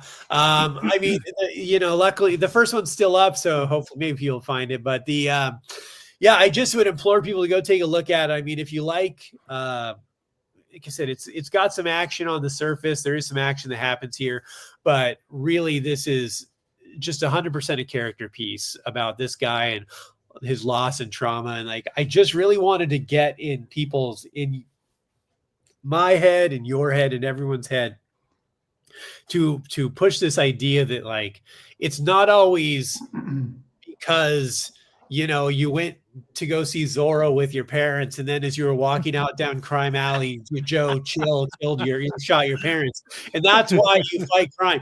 Sometimes it's just fucking life is fucking hard, just the everyday low grade depression is enough to make you crazy enough and desperate enough to do anything to get out of your situation. So, yeah, I mean, I've had people who've never read comic books read this and be like, wow, I didn't know you could do this. I didn't know this was like a story you could tell in comic books. I mean, have you ever had anybody walk up to you and say this comic, because they have these kind of like feelings, like, because, you're dealing with suicide, not to get all deep, but do they ever tell you like, this actually helped me, or whatever? Like, did you ever have anything like that? No, I mean, not necessarily those words, I would say, Harry, but I've definitely had people come back.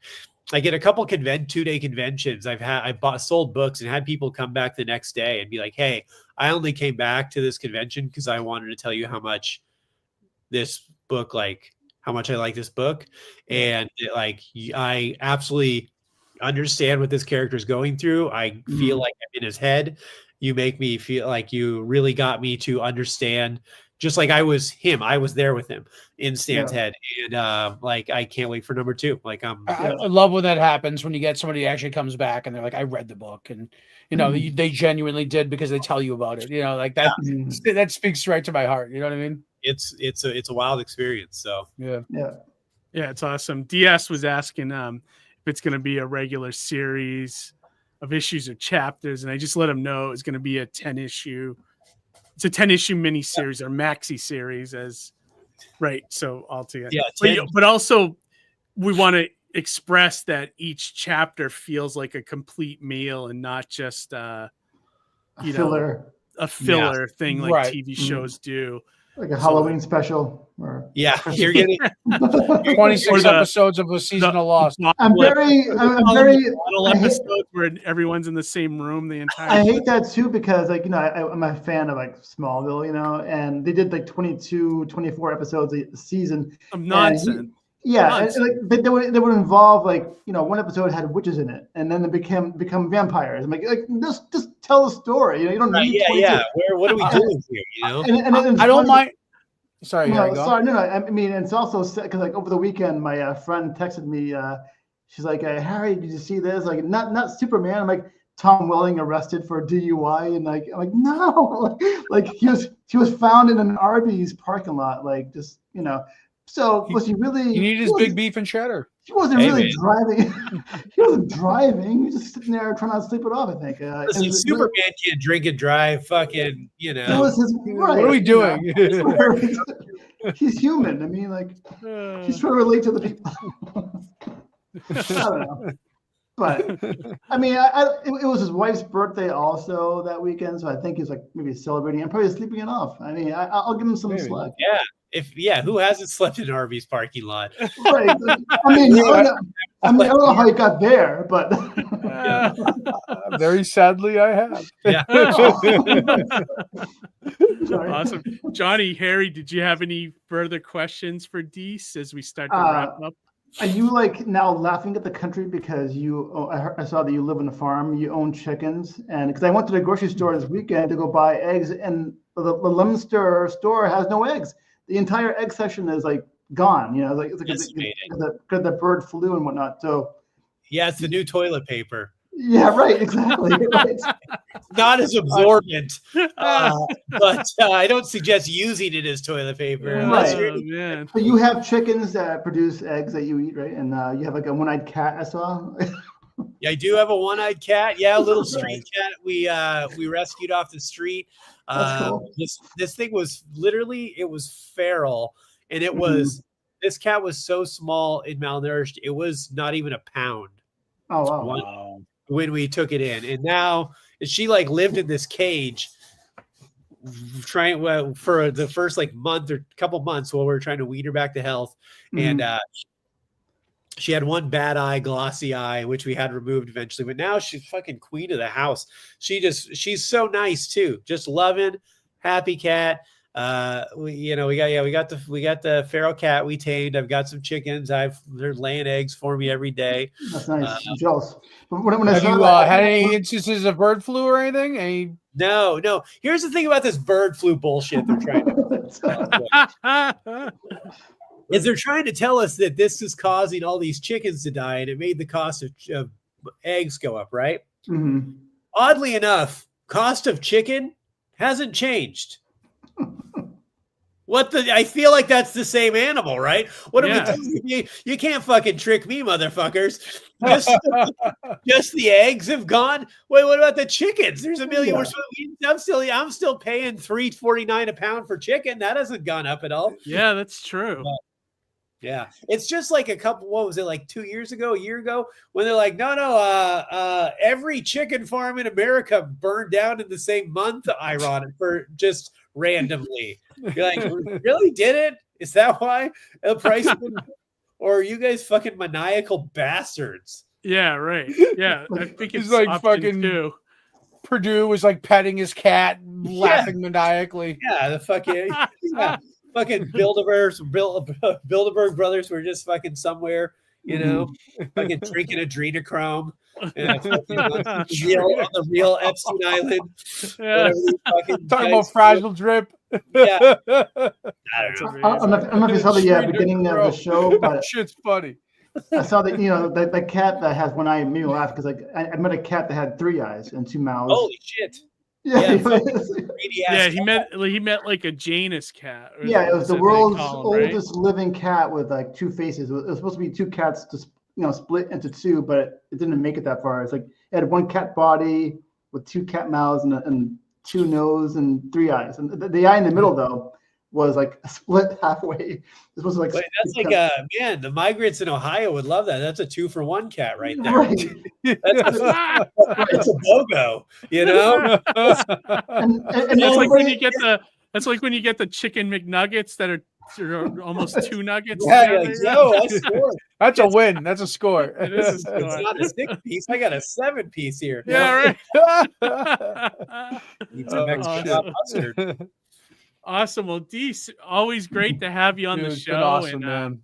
Thanks for taking the anything time. else you want to promote, like any of your social media that you want to shout out besides the campaign?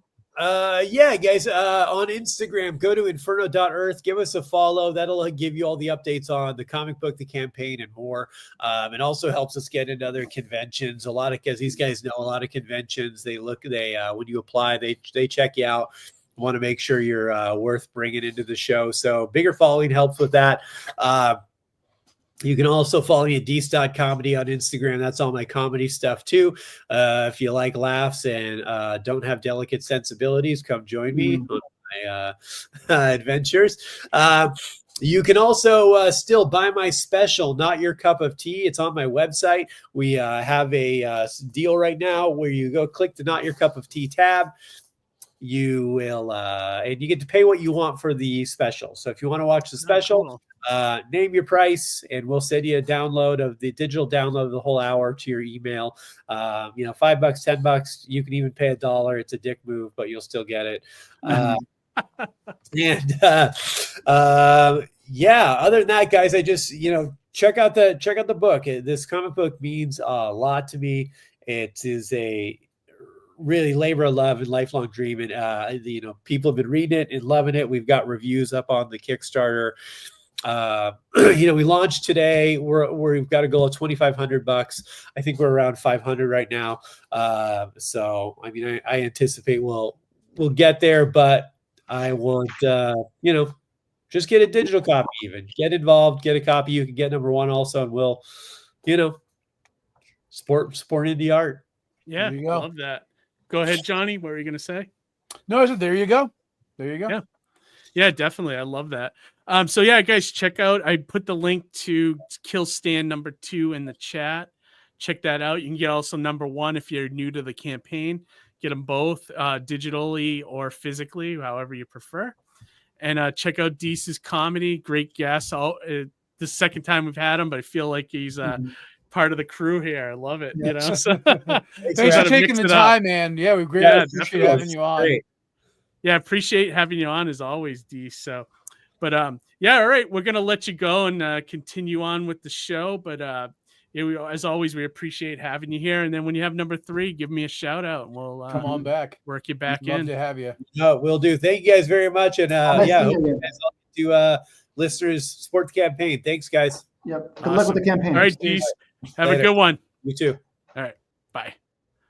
That was What awesome. a great man. episode. Some great talk there too about comedy and like, you know, crossing the genres as you will, you know. So I like that he's making something that it's like this is his story. It's like obviously he wants people to buy the book, but he's really making it for himself, you know. And I find which that most admirable. creators are, honestly, at the end of the day.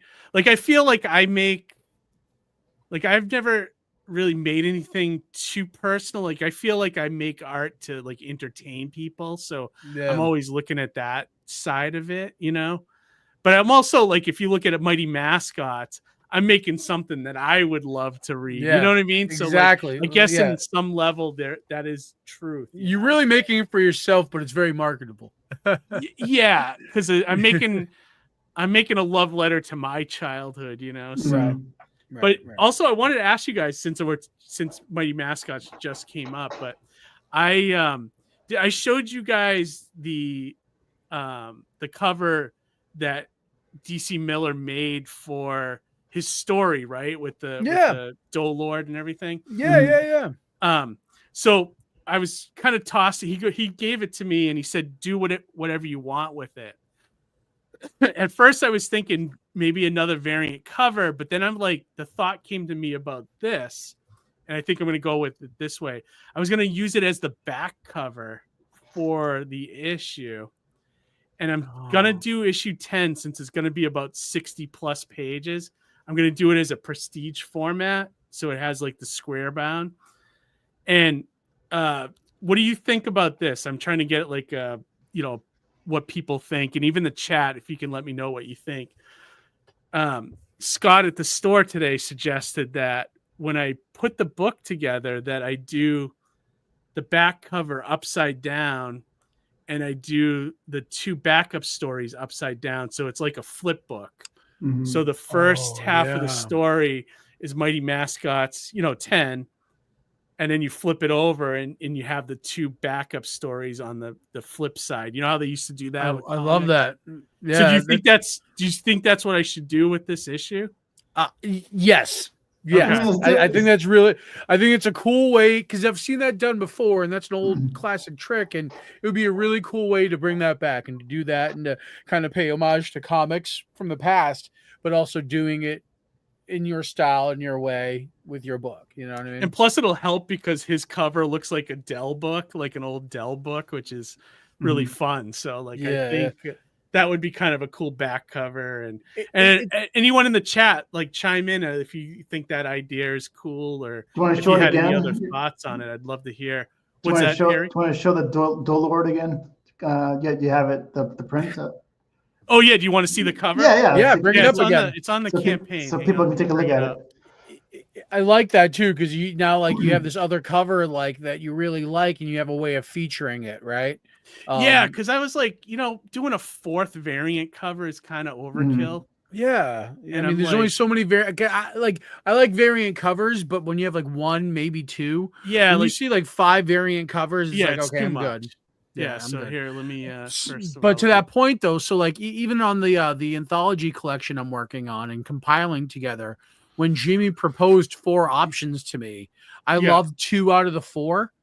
So that instead of going like, oh, I'm kind of torn as to which one's which, or maybe we take a little bit of the best of each, I decided I was going to use one for simply just the back cover and remove all the extra dressing and just make it like the main image. He's like, oh yeah, we could totally do that.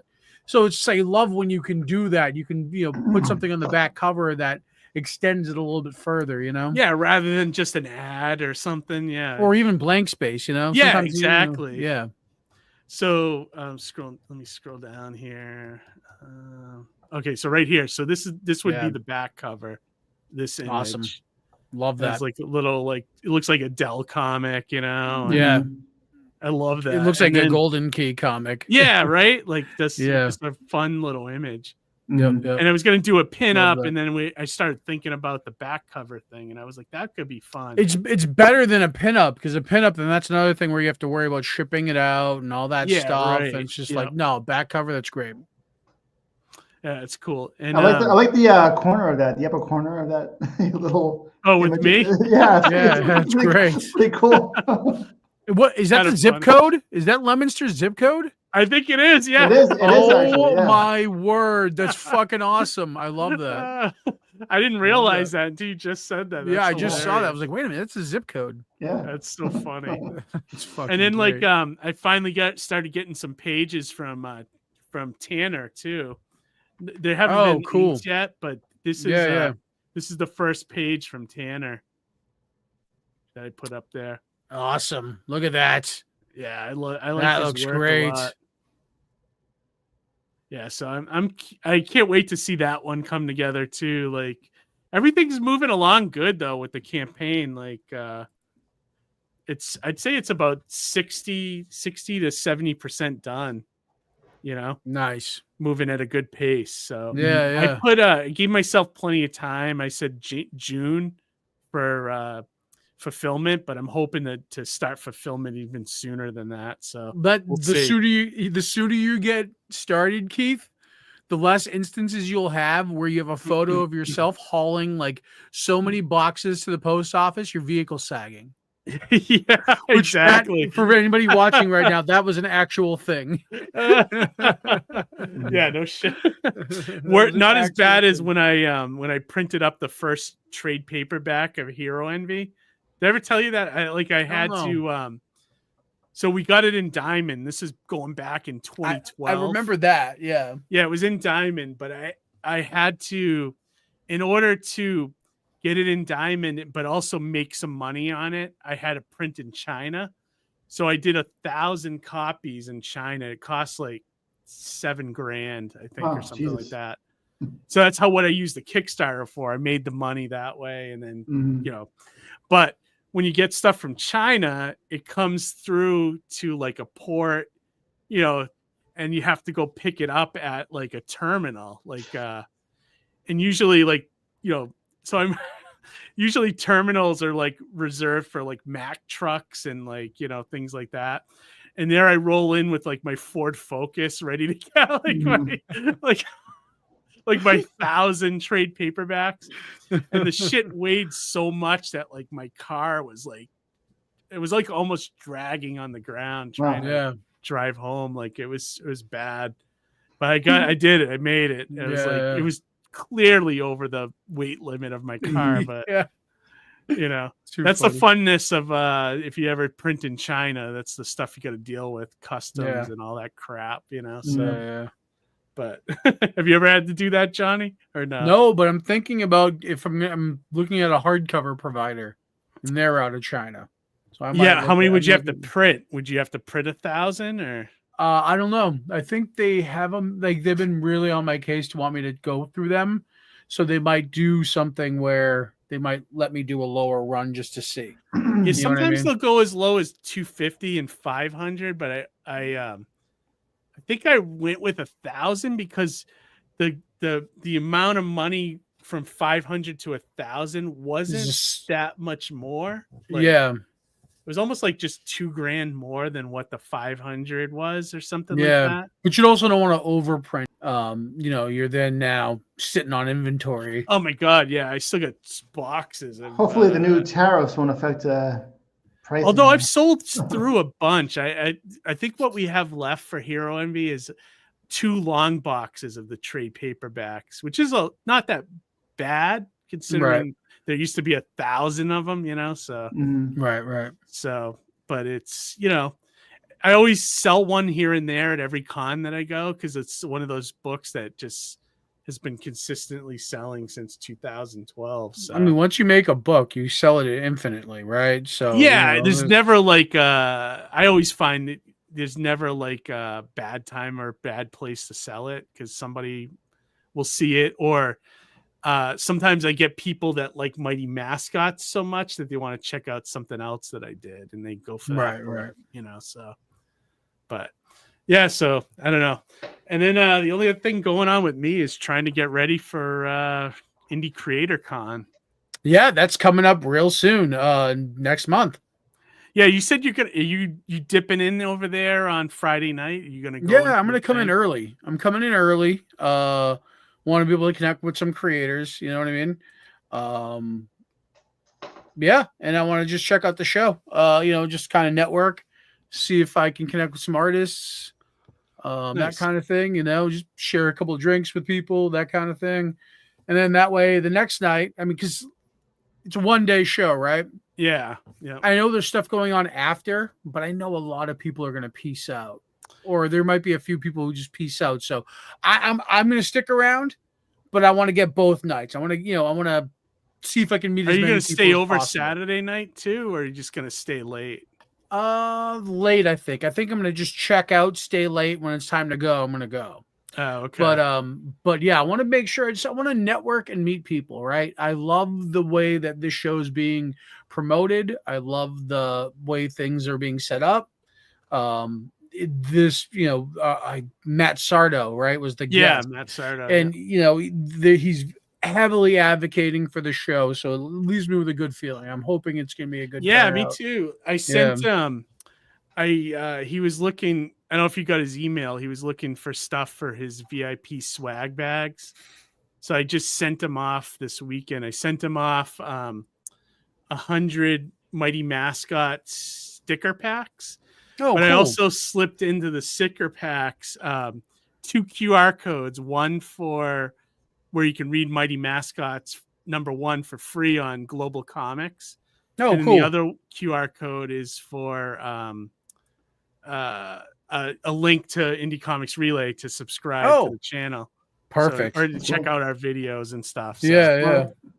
So that'd be cool. Yeah, hopefully, we'll get a few subs from it. But also everybody out there, if you want to read Mighty Mascots #1, it's free on Global Comics right now. So there you go. Read it. So you do that too, Ronnie, right? You offer some free books on there? Yeah, so sometimes I'll just open up all the books for free for like a month or a week or whatever. Like 1 November, I did it all for a month. All my books were free. Just so that if somebody happens to is looking and scrolling and wants to read something for free and doesn't pay for it, there you go, right? Oh, cool. Yeah, I like that a lot. Do you keep one free at all times or no? Issue 1 of Surrounded by Death is free at all times right now because it's also the QR code on the hot sauce bottle. Oh, so cool. if people read the if they get the hot sauce and they scan the QR code, it's going to bring them directly to Global Comics where issue 1's available for free. So that was my easy way instead of having like a Dropbox link that I have to keep static. Yeah. You know what I mean? It was an easy way for me to be able to offer that. Yeah, that's what I prefer too. Global Comics is so much easier. And they just simply have to just register with Global Comics. You just have to have an account. It's a free email. It's free email address. Yeah. No obligation. It's all right there.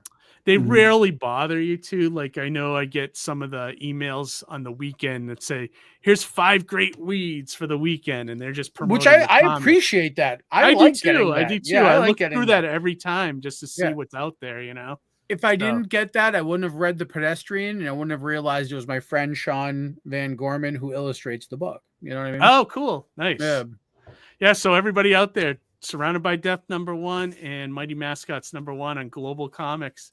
Just do a search and you'll find us. And follow us if you have an account. Follow us on Global. Follow on Global, so when you get the alert for whenever we add new stuff there. So absolutely, which is awesome. I mean, that's the digital reader. I feel like it's pretty definitive. It's got almost everything except for Marvel. Yeah, they're almost there though. Didn't they they just got DC, didn't they? Yeah, they have DC. Literally almost every company is on Global Comics. Yeah. And to think they started out coming on our show too, right? Right? Yeah. Like 4 years ago or whatever. They haven't forgot us. They haven't forgot the little guy, and that's the one thing that I appreciate about them. About them the most. Those guys are awesome. Genuine. I agree. What was I gonna say? I lost my train of thought. There's something about Global Comics. But anyways, I mean, I know what I was going to, I have to pull the trigger on the sub you gave me.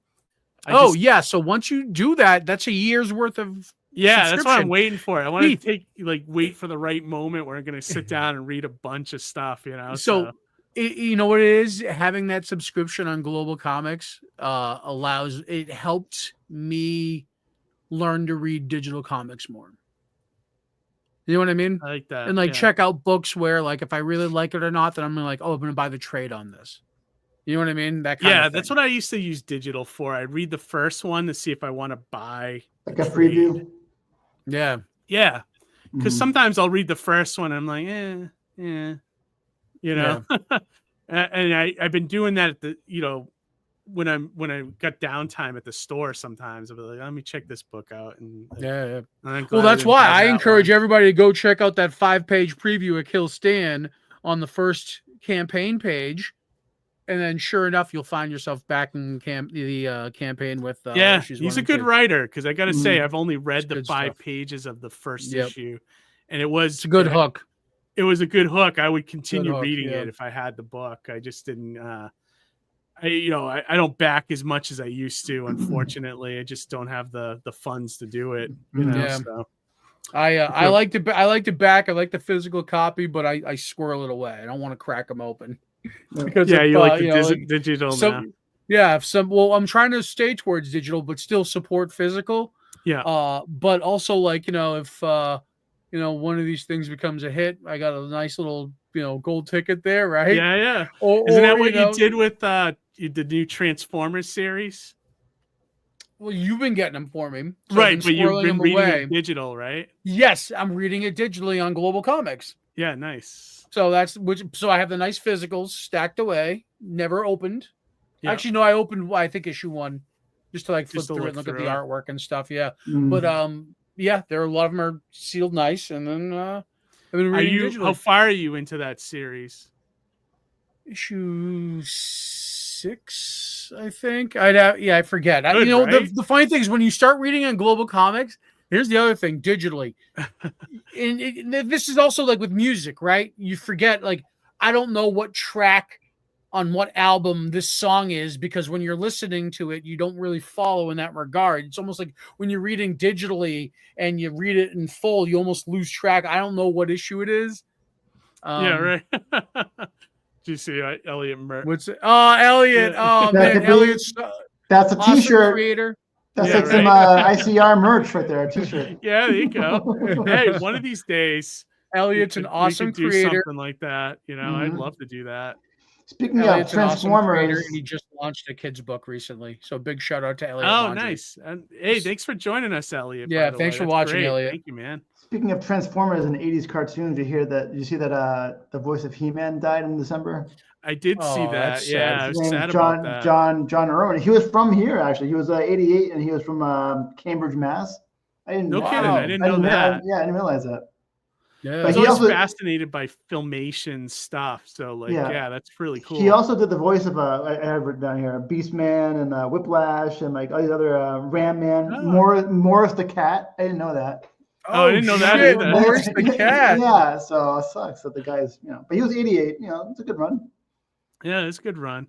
Yeah. I was gonna say, if anybody's a fan of Transformers, they should be reading the new one that Skybound's doing. It's a good book. It's excellent. Would you say that's peak Transformers, Johnny? Like, I also have a soft spot for the 80s Marvel stuff, but it's obviously dated and for its time. You know what I mean? Like if they do Skybound does a thing for Transformers the way they did for G.I. Joe. That's what I heard. I'm going to jump all over that. Yeah. But that being said, for the modern era, I really like this Transformers run. I feel like it's very respective of G1, which fans are looking for.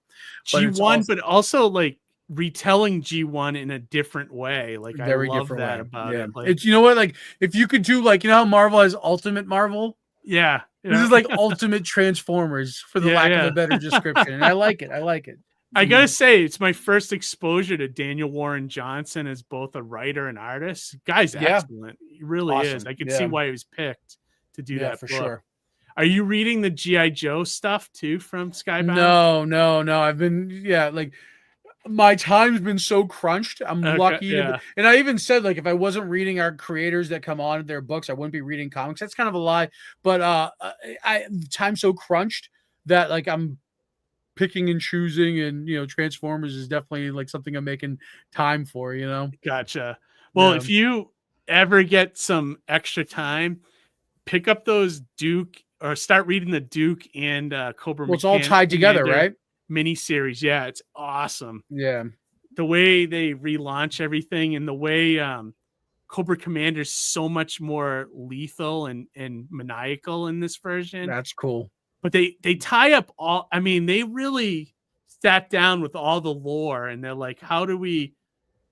I mean, they tied in shitty stuff like Cobra Law and made it work. Like, remember Cobra Law? Yeah. G.I. Joe movie. Yeah. That's all part of the. That was all very fantastical shit, and to ground it and make it work sounds pretty cool. Yeah, they made it work. It's really cool. So I really should get caught up on it, because like one of my comic book fantasy dream jobs would be to write Mask. And that'd be great. You know they're going to incorporate that into there. They got the rights, I think. Everything I would kill Robert Kirkman. If you're reading this, please give me a moment of time just to pitch Mask to you, please. Well, I told you how I would incorporate Mask into this whole Energon universe, right? I think we talked about it. I don't know if we talked about that, but we should do that offline just in case. Yeah. I'll tell you once we close it out. I'll tell you how I would do it. But one other point I wanted to make is just I love too that they not milking the fans.